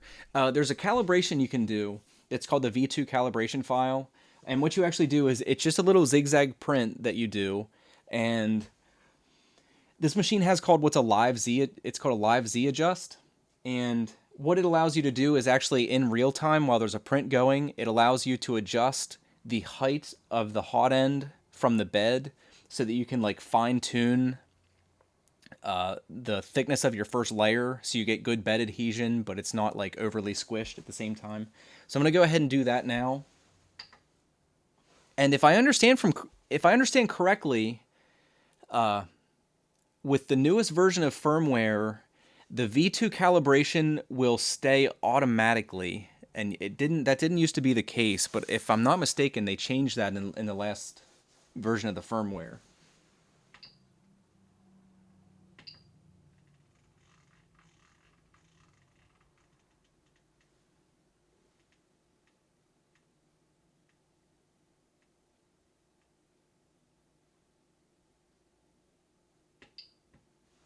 Okay, so it's going to heat up, and we'll do that V2 calibration file, and that just allows us to fine tune the live Z adjust is saved every time. Okay, that's cool. So yeah, we'll go ahead and do the calibration file because I already went and selected it. But I guess now you can do any print as your calibration. And all you're really doing is it'll lay down individual lines of filament while it's printing. And you just want to, it's kind of like a subjective thing. Like you just kind of need to watch it. And if it's squished too much, you need to raise your hot end in very small increments. And if it's not really pressing down in the bed, I don't really have a picture here, but if you imagine like your filament being rounded, what you actually want, if you'd zoom in, is that rounded shape with the top and bottom flattened a little bit. And you'd still want little bulged out sides on that really thin layer. And that's kind of ideally what you're looking for. You want it to be squished a little bit, but not pancaked. And when you get it dialed in like that is when you'll get like the best combination of like a nice uniform first layer, but without like the elephant foot kind of thing on some of your prints. And you'll obviously get good adhesion, or better adhesion then. Because these printers come with a PEI, it's called PEI, is the name of the material. And I've actually never printed. You can print PLA without heating the heat bed, but I tend to put it at 45 to 55 degrees because it gives you really good adhesion. But with the PEI sheet, you get fairly decent performance. Like, here's our point. Okay, so we passed it this time. Before it was hanging up on that initial test point. But then any of you new guys that haven't gotten your printers or you just got them, before each print it'll do this really quick calibration. It tests all 9 points. And then it'll go to the corner of the bed. It'll print a purge strip on the edge, which just gets clears the heat, clears the nozzle. Oh yeah, I gotta do this.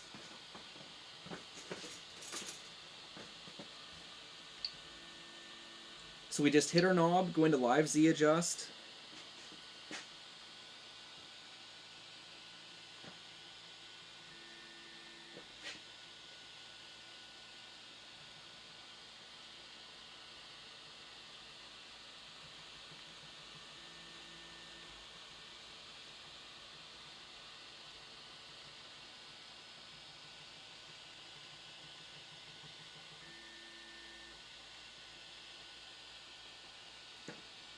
That looks close. That's basically what I was at before.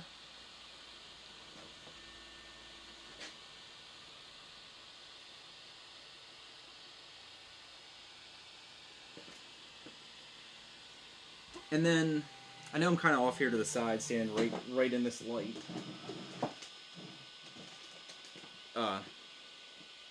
This is fairly easy to test. Like, you can look at it afterwards. When this started, it actually did. I mean, that's one of the nice things about the PEI, is this is too high, and my bead is almost round. And you see, like, I guess you can't really see. Let me turn this camera on, since we do have some new faces in here.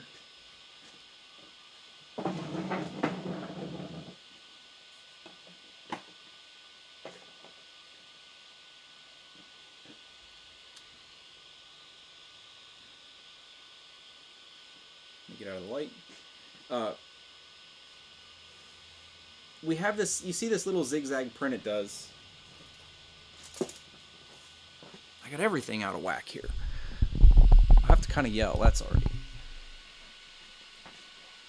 But it does this little zigzag print, and you see here at the beginning, my height was too high, and it doesn't really adhere that well. And then as I bring it down, it starts actually like pressing the filament to the bed, and our adhesion just slowly gets better and better. And then this last layer is actually kind of transparent because it's squishing down on the bed. And you see this, I actually have to use my fingernail a little bit to get this part up. And you see it actually sticks to the bed fairly well. But that's all you're doing. And my your values for that calibration will vary depending on how well your printer is calibrated. Mine ended up being basically exactly what it was before, which was at, I think, minus 5.5, right around there. And that's something you'll see in the MK2 group. Like, I'm one of the lazier guys. I haven't squared my machine up properly.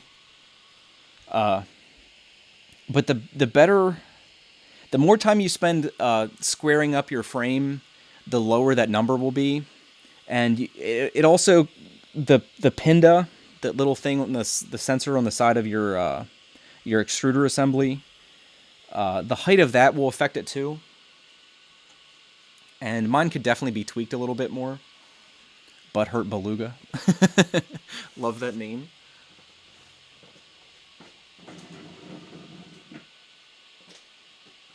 But we'll go ahead and do an actual test print here.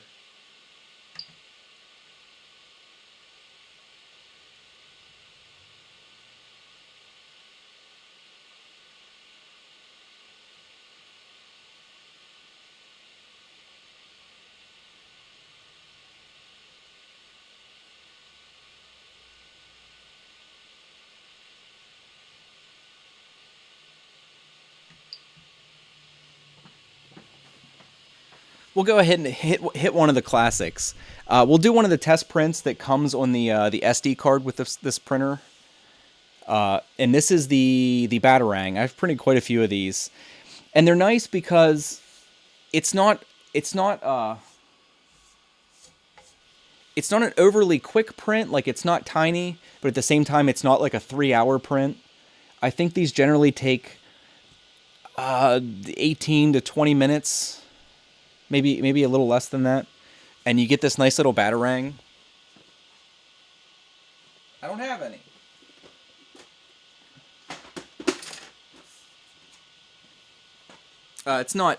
It won't be red, obviously.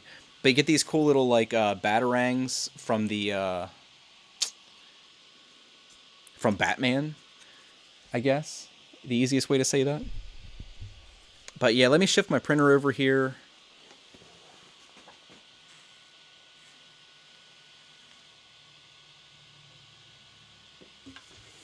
And we'll clean our tip off.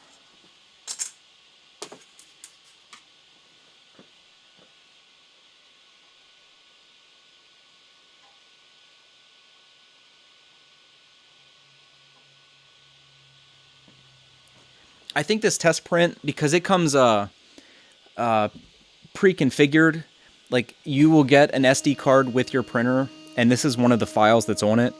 I actually have printed all of the files. That's what some of these prints back here are.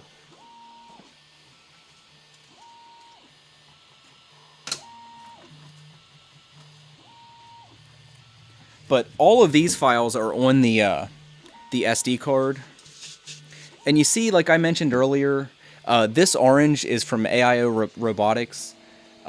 This is a nice orange, but you can see it's not the same orange as the printer itself is printed with, which was a little disappointing. But like this vase print is on there, and this print is amazing. I know it just kind of looks like an orange blob, but let's turn this on now that we do have a print started.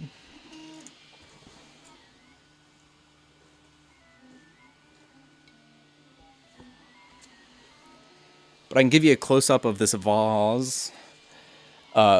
This vase is sweet. I mean, it's just so consistent. Like, to me, this is one of the most impressive prints I've done since I've owned this machine. Like, this thing just looks glorious. Like, all the fins are absolutely perfect. The inside's perfectly round. The bottom's nice. You can see how nice the bottom layer is on this. And this is all just like with the pre-configured settings. So, this is one of the test prints. You get the big Adelinda dragon. Super cool looking dragon, but it's got this kind of weird... I mean, you can see the sheen on that, like how fine the layers are. I think this is printed at 100 microns. Great print.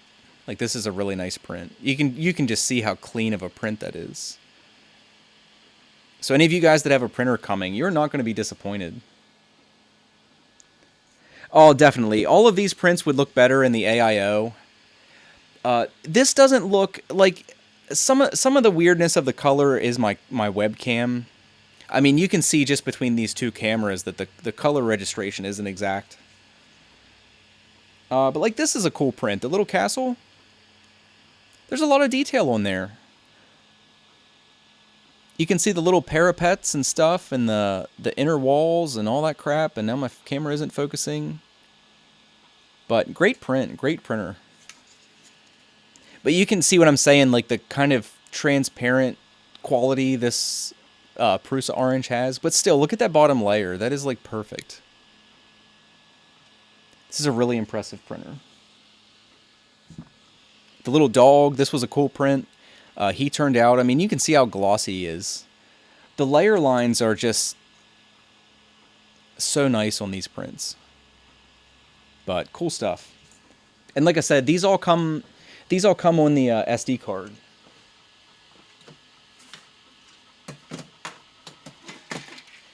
And I'll never let an opportunity to show this thing off pass. This is, I think, 4 pieces. Right? So this is all one piece. This whole freaking thing is one piece. And then you have, again, like, look at the, focus.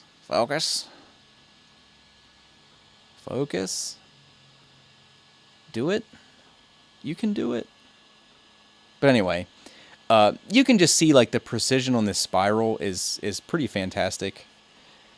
And then these couple pieces. And then you get yourself some ball bearings. And it's called a marble machine. Get down in there. There it goes. But all you do is, like my daughter loves this. You turn this and it brings the marbles up and they kind of just, they do that. AIO is all in one. They actually make, like, one of their flagship products is they make a giant unit. Where am I at? I'm over here. They make a giant unit that it's all enclosed and it has a scanner and a 3D printer all in one unit, all in one. And like I said, they're not primarily a filament company. I think they just sell it as like one of the peripheral products for their machines and stuff. But it turned out to be extremely nice filament. Like, I really do enjoy printing with it.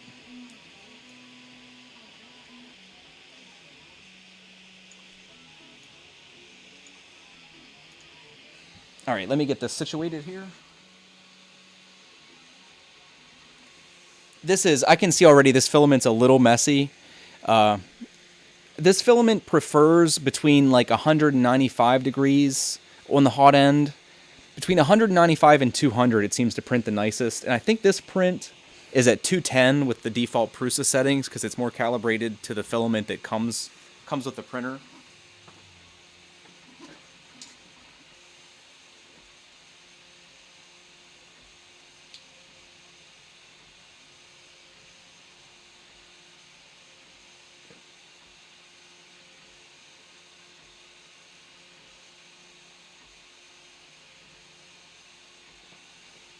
So it might look a little messy. Like there's probably going to be some drips and stuff.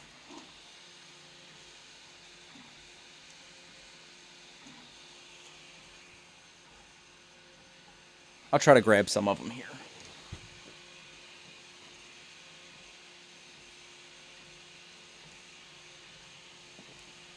Because that was oozing a little bit more than it normally would during that initial calibration. Let me turn autofocus off on this guy.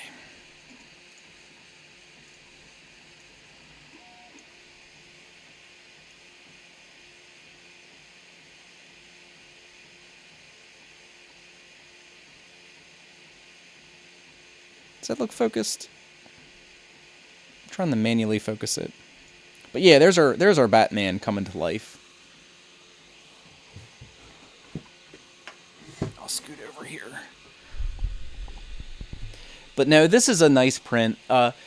This is one of the prints I'd recommend you guys with new machines.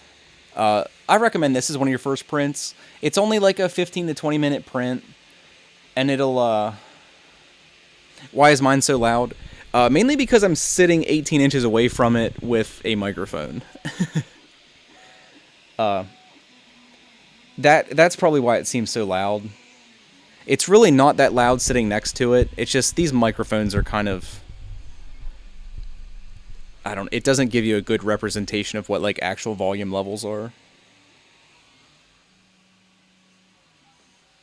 But sitting here beside this thing, I've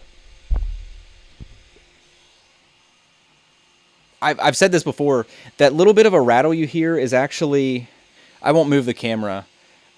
The bearing that puts tension on the filament, there's two little metal washers on either side of it, and they actually vibrate, and that's the little bit of noise you're hearing. And then the entire rest of the sound output of this machine, for the most part, is the freaking 30 millimeter cooling fan.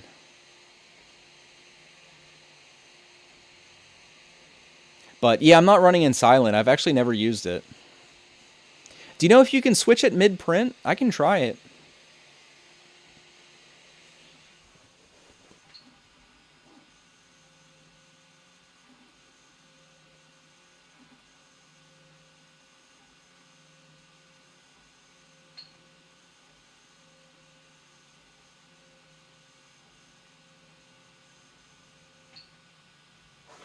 Oh, there we go. There's silent mode.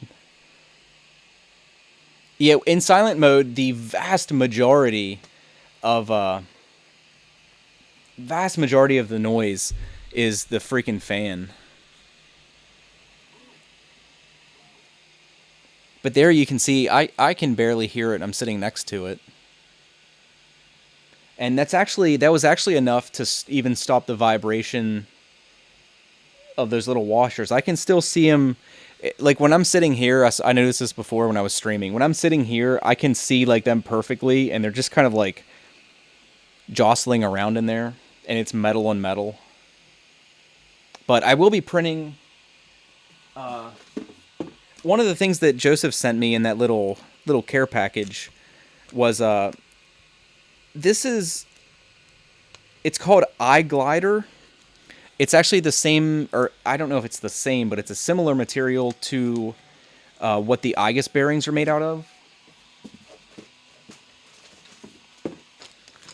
Which it looks to me like there are the different kinds. My printer has these darker kinds in that you can see. They're kind of like flesh tone. And these are the RJ4JP type. And then there's the RJMP type that I would assume is what this material is. You can see the color is exactly the same. But I'm going to print replacement washers for a lot of these things. Well, not a lot. There's only those two. But I'll print little replacements. I mean, you could probably even print them out of PLA because they don't get hot up there. But just that little bit will prevent that little bit of vibration. But no, 99% of the noise this machine makes is that little 30 millimeter cooling fan on the side.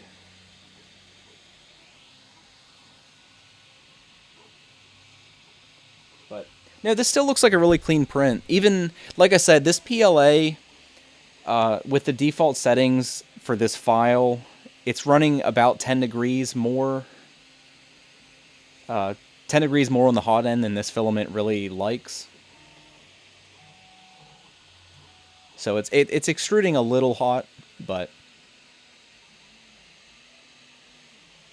yeah, I'll have to lay those out. Anybody that hasn't heard of it, there's a thing called Tinkercad. I think that's just the name of the site, isn't it? Tinkercad. But it's a free little like web utility that lets you lay out files and export them as STLs, I would assume. And then you can pull those right into your slicer program. But I would imagine on like Tinkercad, because all that would be is like two circles and then extruding them out a little bit. That should be a pretty easy file to lay out. So maybe if I do end up streaming on Thursday, maybe we'll do that because I've yet to mess with Tinkercad at all.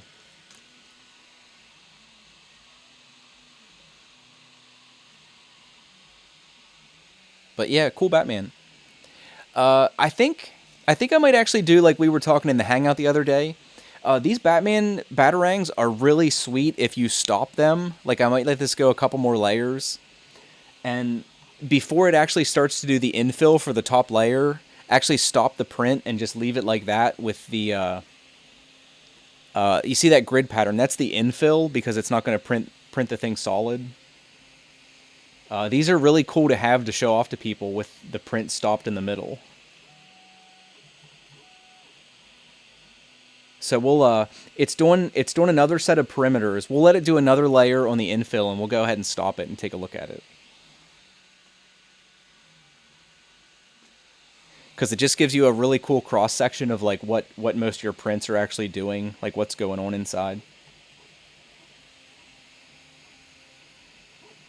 But you see how fast it prints the infill. It really zips along when it's doing that.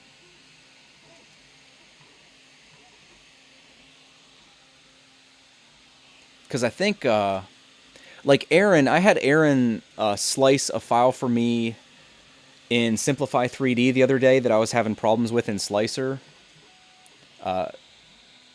Slicer, like I like Slicer, but when you have to like generate support material in Slicer, it leaves a little bit to be desired. So I had him slice it in Simplify 3D, and he used speed settings that I generally don't. It was, I don't know what you ended up using, Aaron. I don't know if it was like 60 millimeters a second or what. But that print seemed like it was zipping right along. Because I think the Prusa defaults are somewhere in like the 45 to 50 range.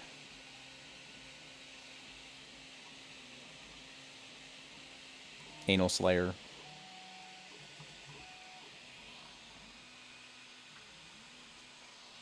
Like, I mean, pro tip here, man. The thing about getting subs in ways like that is that they're not going to stay. Like, that's the only problem. You could probably get a couple people to sub to you that way, but the whole thing is like fostering a community. Oh, it was only 60 millimeter? It seemed like it was moving faster than that. I've heard people say that in Slicer, the relevant speed settings, or the equivalent speed settings, even if like you do 60 in Slicer, let's, there we go. Sorry, Anal Slayer. But we don't need 13-year-olds in here. Unless you're interested in 3D printing, and then by all means, come in and be 13 and be cool. But, oh no, I let it do the top layer. Oh no. Oh well. We'll still stop it. I feel dirty now. It already started. I shouldn't have been talking so much. But, yeah, I've heard people say that, like, equivalent settings for speed and Slicer and Simplify 3D actually don't end up being the same, which is kind of weird. Because I do most of my prints at 60 millimeters a second, and that one you did from Simplify, if that was 60 millimeters a second, it seems like it was a lot faster than the prints I generally do. I think I will stop this. I'll let it finish that end up. And then we'll leave some of the infill exposed.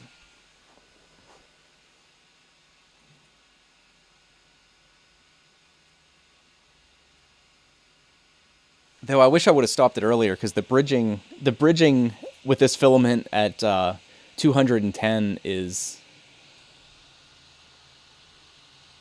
not the prettiest thing. Like I said, it likes about 200. Oh, I'm not apologizing.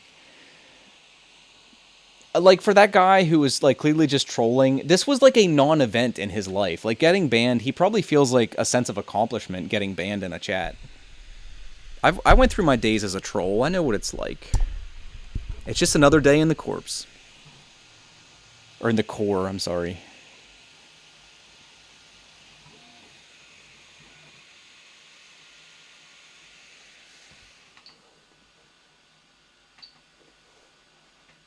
There we go. We'll go ahead and stop that and take a look at it.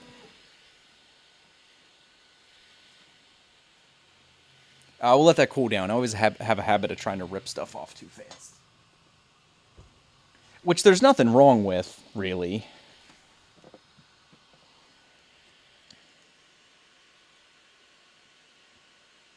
You can see, there's our Batman. And you can see how clean the infill is. Like I said, it looks like this, that first layer of what do I want to say? That top layer isn't the prettiest, because the filament was extruding a little hotter than I generally would extrude it, but no, you can see how clean this machine prints. This is a really, really great machine. Yeah, it looks decent, but like if we would do the same print at 200, there wouldn't be nearly as many gaps. Like I said, it was just coming out a little hot, but no, it's still totally decent. If we'd let it do the other, I think this has 4 top layers on it. If we'd let it do the other 4, it would be fine. I just think it's cool to let the infill exposed. Whoops.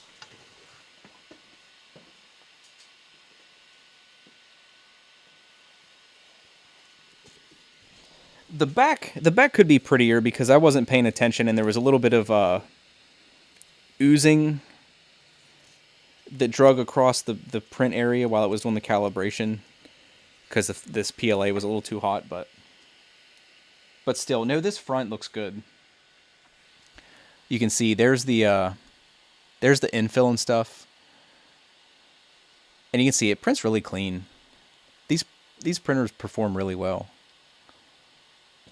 And like I said, the back's kind of ugly. There was a couple, I guess you can't really see it there. Like, where is it? There's one. There was just a little string from the filament oozing that got drug across the print area, but not the end of the world. But no, overall very cool. Our printer still works even with the cable chains, so today was a success. But you can see that the pillowing wasn't too bad on that top layer. I mean, it's not bad.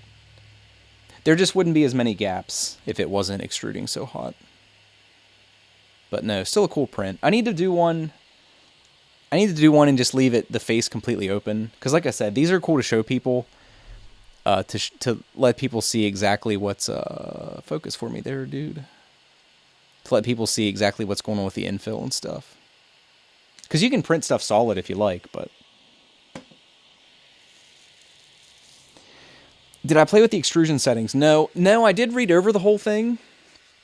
I would like to do that. It's actually a little more of an involved process than I realized. Like, I understand why you ended up not doing print with 0 top layers. That would accomplish the same thing. I understand why you ended up not doing that for every filament. I totally understand. But no, that seems like a really... what we're talking about is... there's a set of procedures. I think it was on 3D Hubs, wasn't it? I guess I can go ahead and share that because I think I bookmarked it. Yeah, I'll go ahead and share that because that was an interesting thing. This is what we're talking about. It's actually like a procedure you can go through to calibrate your extrusion settings for different filaments and stuff and print scenarios. And it just tries to match up your extrusion width with the actual like width of your filament and all that stuff. I think it does a number of things. I actually don't remember, but no, it seems like a pretty great thing to do overall. I think if you really do want to like spend the time and dial your machine in, that is one thing that's worth spending some time on. Simplify 3D, yeah, you guys talking about that.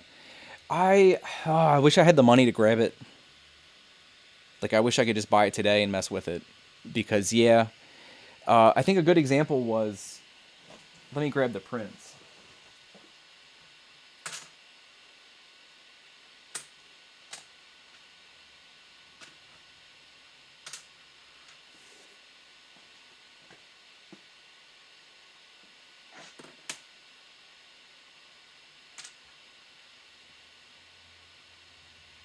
I think I printed 2 out. I broke one, and the other one's actually installed on our machine. But one example is, like if you take, and again, this is tweakable. If you take this piece and you look at the tips here, in theory, you can look at the tips there. It's not going to want to focus, but you see they're kind of ugly. This was done in Slicer. That one's even worse than the last one. This was done in Slicer, and they're just kind of ugly. Like, it chose like a weird way to path the hot end. And then unfortunately I broke the tips off of this one. But this piece was sliced in Simplify 3D. And it actually noticed while it was printing, it varied the speed. Like when it got up and was doing these tips, in Slicer, it'll maintain the same speed. I mean, you can vary it a little bit, but it'll maintain essentially the same speed for all the perimeters. There are exceptions, but in general. And I could tell with the part that Aaron sliced me in Simplify, it actually varied the speed and extrusion pattern in some of those like more sensitive areas, which was something I noticed immediately. Like I noticed that as soon as it got to those, that it was slowing down and being like a little more methodical. So things like that, it's nice to have access to that kind of thing. What time is it? It's about 3 o'clock. I need to eat something. I haven't eaten today. But yeah, that would be a welcome feature. Someone pointed out that you can try Simplify 3D for a month, and if you don't like it, return it. That is true, but you need to have the $150 in the first place to buy it, and I can't justify spending it, even if I do return it. Plus, if I buy it, I'm not going to want to return it, I would assume, so that's not a good plan for me. Now, hopefully within the next month or so, I'll be able to pick it up. I did contact them because I was curious if they like gave review copies, and they don't. So they were, like, I do have to give them credit. They were nice about it, and they said since I had a YouTube channel and I would be doing a review and stuff of it, that I would qualify for an educational copy, which is 25% off, which is, that's cool. There's always Patreon. I know. I've had several people mention it to me. I just hate... It's bad enough Joseph already sent me a bunch of stuff. Like, I hate taking handouts. But I guess at the same time, like, anything I ever got would be put directly back in the channel. Like, I don't need like, money for living expenses and stuff. Like, I get by on eBay. But I just don't make enough on eBay to, like, fund this hobby, unfortunately. And the little bit of excess cash I do get, I end up spending on Filament and stuff. So, but yeah. Better still the hangout groups. Yeah, that's why I recommend, like, I'll say it again. Aaron, if you want to drop the link again to the MK2 hangout, anybody that is interested in the MK2s or has one on the way, join the Google Hangout we have, because it is a fantastic resource. If you have any questions, I assume most questions about 3D printing in general, there would be someone there that can answer. But we specifically are an MK2 group. So if you have any questions about the MK2, there's going to be somebody in there that can help you. All right. I guess... Bam. Aaron is now a moderator, so he can post links and whatnot. Now I have to do that. I did get... I talked in one of the videos earlier about getting... like a Twitter, and I did set up an Instagram. I'm like, if you see... Yeah, I guess it's kind of out of the shot. I did save up, I guess I've had it for about a year. I did save up and get a really nice DSLR. I have a Nikon D5500, which was a struggle to save for, but ended up getting it. And I'm kind of like an amateur photographer. I guess I can say I'm technically a professional photographer. I got paid to do some family photos the other week.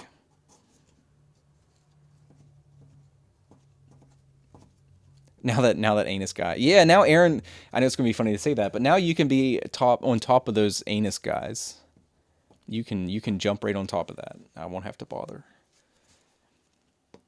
But no, I did start an Instagram, so like it's funny, I call them artsy bullshit. I take artsy bullshit photos. Like if anybody noticed in the the power consumption video, I had some artsy bullshit shots.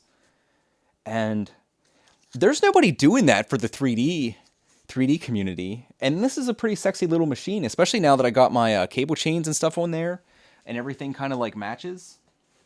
Everything's all matchy. So now I'd like to take some like professional looking photography of both some prints and my printer and stuff. So yeah. Like, I never thought I'd be, like, a fan of Instagram, but, yeah, it's kind of cool to have a place to drop that stuff. But I had started taking some of Nintendo's and stuff, because they're sexy little machines when they're all cleaned up, too, But, yeah. It seems my channel is going to be all 3D printing. And not so much the retro gaming. I'll probably sneak some stuff in there occasionally, but it'll probably still be, like, tangentially linked to 3D printing.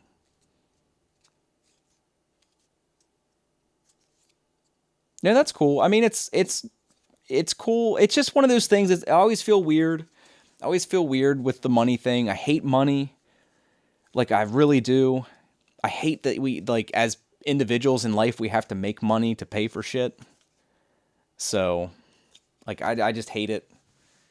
I hate that it's a necessity in life.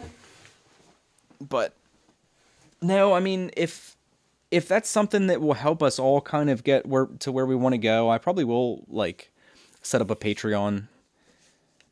Because, like I said, I don't need it for living expenses, but being able to get stuff to do videos and reviews and stuff on would be cool.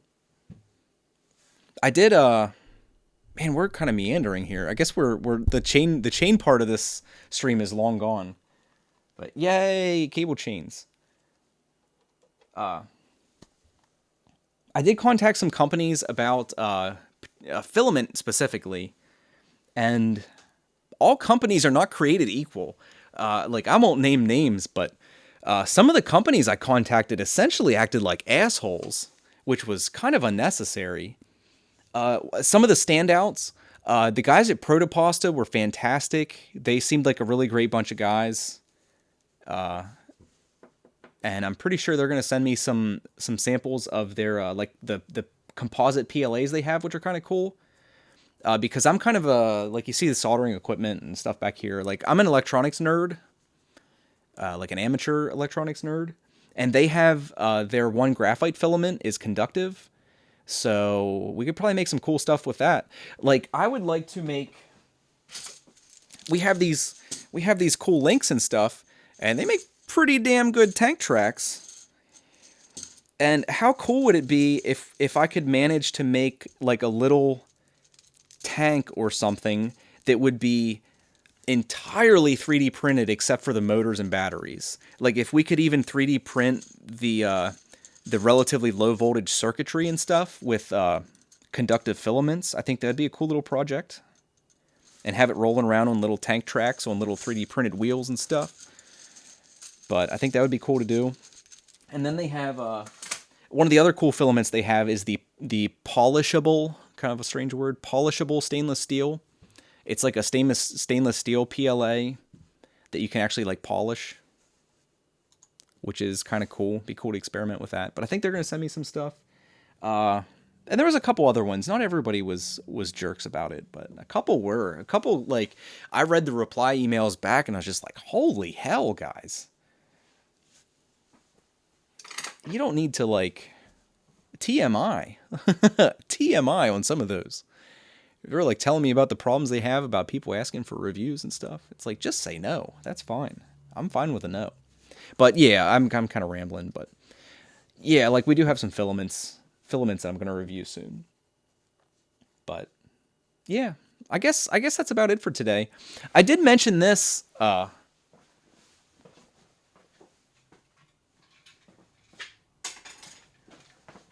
was talking. I don't know if any of you guys watch like gamers on Twitch. Like I get on every once in a great while, and I was in a guy's channel whose name is Trainsy, and we were talking about. He was actually talking about he has seasonal affective disorder, which is just like if you have any propensity at all to deal with depression or anything, like you deal with it a lot more during the winter, which is kind of weird. They don't really have a good explanation for why that is. But we were talking about it, and I told him that I have a YouTube channel and I'm schizophrenic and all that jazz. And we were talking about, he checked out my one video and was eyeing up some of those artsy bullshit shots. Yeah, thanks for stopping by, man. I really do appreciate guys hanging out for a while. Makes my days more interesting. For sure. But, no, if anybody saw those scrolling shots, this is what it was on. This is made out of my Legos. This is going back to like the late 90s here. But I actually made this out of Legos, and I had my camera like affixed on it, and was just like, that's how I did my scrolling shots. I thought I'd share that. Surely somebody's amused by that. But yeah, before I did that video, I was sitting here like building this thing out of Legos and little wheels. And I even used rubber wheels. They have a little bit of shock absorption. But no, you got to work with what you got, man. That's why I said I don't have a big budget operation here. My camera and my printer are my two most expensive possessions. Like I said, that's why I feel weird. Like I will never not feel weird having something like a Patreon.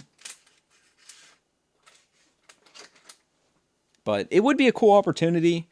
Like I know some people would be interested to see like if I'd stream the behind the scenes, like doing videos and stuff. I know there's people that would probably be interested in seeing that, but it'd be kind of cool. It'd be kind of cool to have another outlet to do things. It's just like I've already had some people asking me about streaming on Twitch and asking me why I don't really have a good answer for that. So I'm always going to stream on YouTube. I like streaming on YouTube more than anything. But there's programs that let you do like multiple streams at the same time. So I might branch out and have some stuff shooting over to Twitch here before long. Yeah, and like Aaron pointed out, it's something I didn't really address. It is nice having this second printed one here. On this Rambo board, there's a PT, or there's some mounts here on the inside for what's called a PT100, and it's a thermocouple. It works a little bit better than the sensor that the hot end we have uses already, from what I understand. I don't know a whole lot about it, but this does have mounting brackets built in, which is kind of handy. Again, I'll probably get one. I don't know that I need one, but I'll probably get one at some point just to do a video on it. Because I'm sure some of you guys are like that. Like, I just like to know everything. I hate when I don't know things. It's like, it's an addiction. It's like a great and a horrible character trait at the same time. Because you end up being a know-it-all. And people bitch about you being a know-it-all. But then they ask you about stuff and you know stuff. So they're like, they're grateful that you know all that stuff. But anyway, I'm rambling. Today was a successful day. Like I said, like I print stuff all the time. My printer is essentially always running.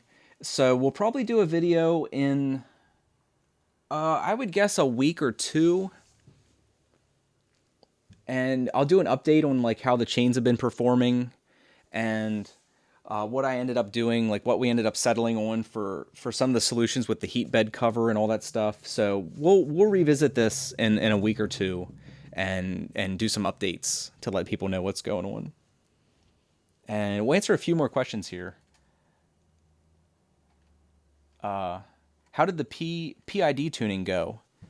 It's great. Like I really do. My plan was, if I do stream Thursday, it's not going to be for very long. And then Thursday, I planned on doing another video like the power one, like an actual kind of nice recorded video in the PID tuning process, and try to make it, I think I can make it under 5 minutes. Maybe a little longer than that, but I'm going to try to do a super concise video on like just the basic procedure involved with doing the PID tuning, like if you get a sock or just want to like calibrate your printer. But it went well. It's really easy to do. The biggest pain is once you do the calibration, actually integrating it into your G-code files, because you have to set up profiles in Slicer or Simplify, depending on which you use. And you need to make sure you have the right profile for the right temperature set up when you export your G-code. But it helped a lot. Like, I think mine's calibrated for 210, and when I have those PID settings in my G code and I'm actually extruding at 210, it makes a world of difference.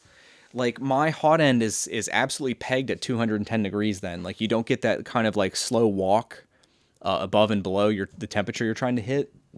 So it really does make a big difference. And if anybody saw the bull crap I was dealing with, that monumental filament that required like 105 degrees on the heat bed, we also did the PID tuning for the heat bed, and that also helped. These heat beds seem to struggle to maintain those high temps when the part cooling fan's blowing back across them. Like, that seems to cool them off quite a bit. But it did even help with that. It made it a little more efficient. But no, the PID tuning is definitely worth doing if you feel like spending the time on it. Greases rods. Andre has kind of a worrying message. He got one, but my printer crashed every time I start. I probably can't really address that here, Andre, but if Aaron's still here and wants to send you a link to the Google Hangout for the MK2, if you ask somebody in there, somebody will definitely help you. I mean, I would hope that that's something simple, the problem you're having. But I don't know if you're meaning that when you turn your printer on, it crashes, or when you start a print, it crashes. But if you, either Aaron can link it, or I'll link it here in a second if he doesn't. If you join the Google Hangout and ask in there, somebody will help you. There it is. Yeah, if you ask in there and elaborate a little bit.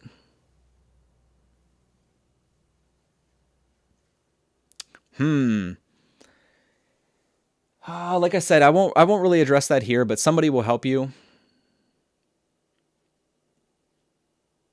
Yeah, it's either you have a bad thermistor, or even a simpler problem than that, your thermistor might not be plugged in properly to the Rambo.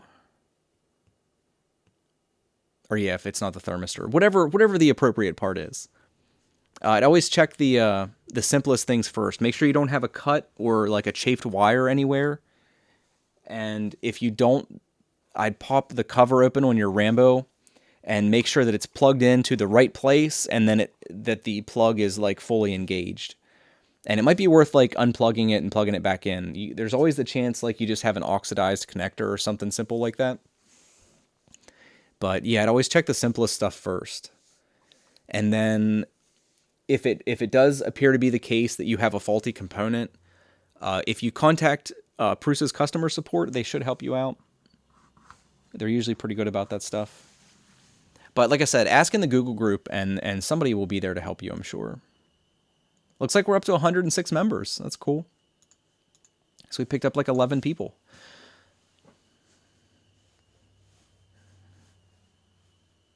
All right, but I think that's all for today, guys. We streamed for 4 hours and 10 minutes. Holy crap! I was hoping this was going to be a 2-hour stream. I'm not the best for brevity, but yeah, what we did today.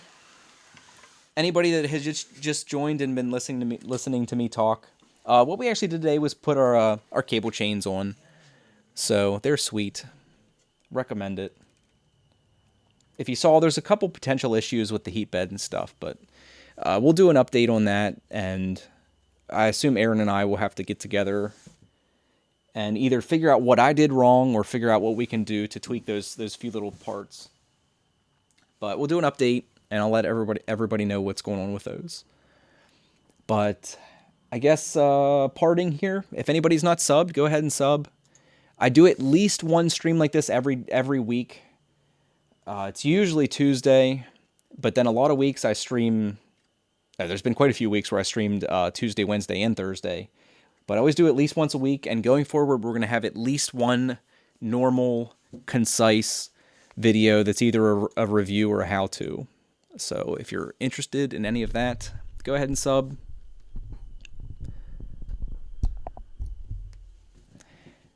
Anthony Newcomer, a friend from the real world. How's it going, man? You finally found me. But yeah, unfortunately, I'm leaving right now, so. But yeah, you have to hit me up on Facebook or something. But yeah, like I was just saying, I do like at least one stream like this a week. So I'll quit rambling, leave it at that. Thanks everybody for stopping by. Hopefully I helped some of you guys. Hopefully I didn't freak too many of you out, like modifying parts for these chains and stuff. But if you don't do anything else, like if you're worried about the heat bed chain, I think it's still worth printing your replacement Rambo case out, and you can go ahead and do all the stuff for the X-axis chain. Like there really aren't any problems there. So if you want to do that, I think that's safe to go ahead and do. I think it all works out well. All the pieces fit nice. No issues. But yeah. Anyway, thanks guys. I'll see you next time. Like I said, potentially Thursday and video Thursday or Friday, hopefully. But I'll see you guys next time.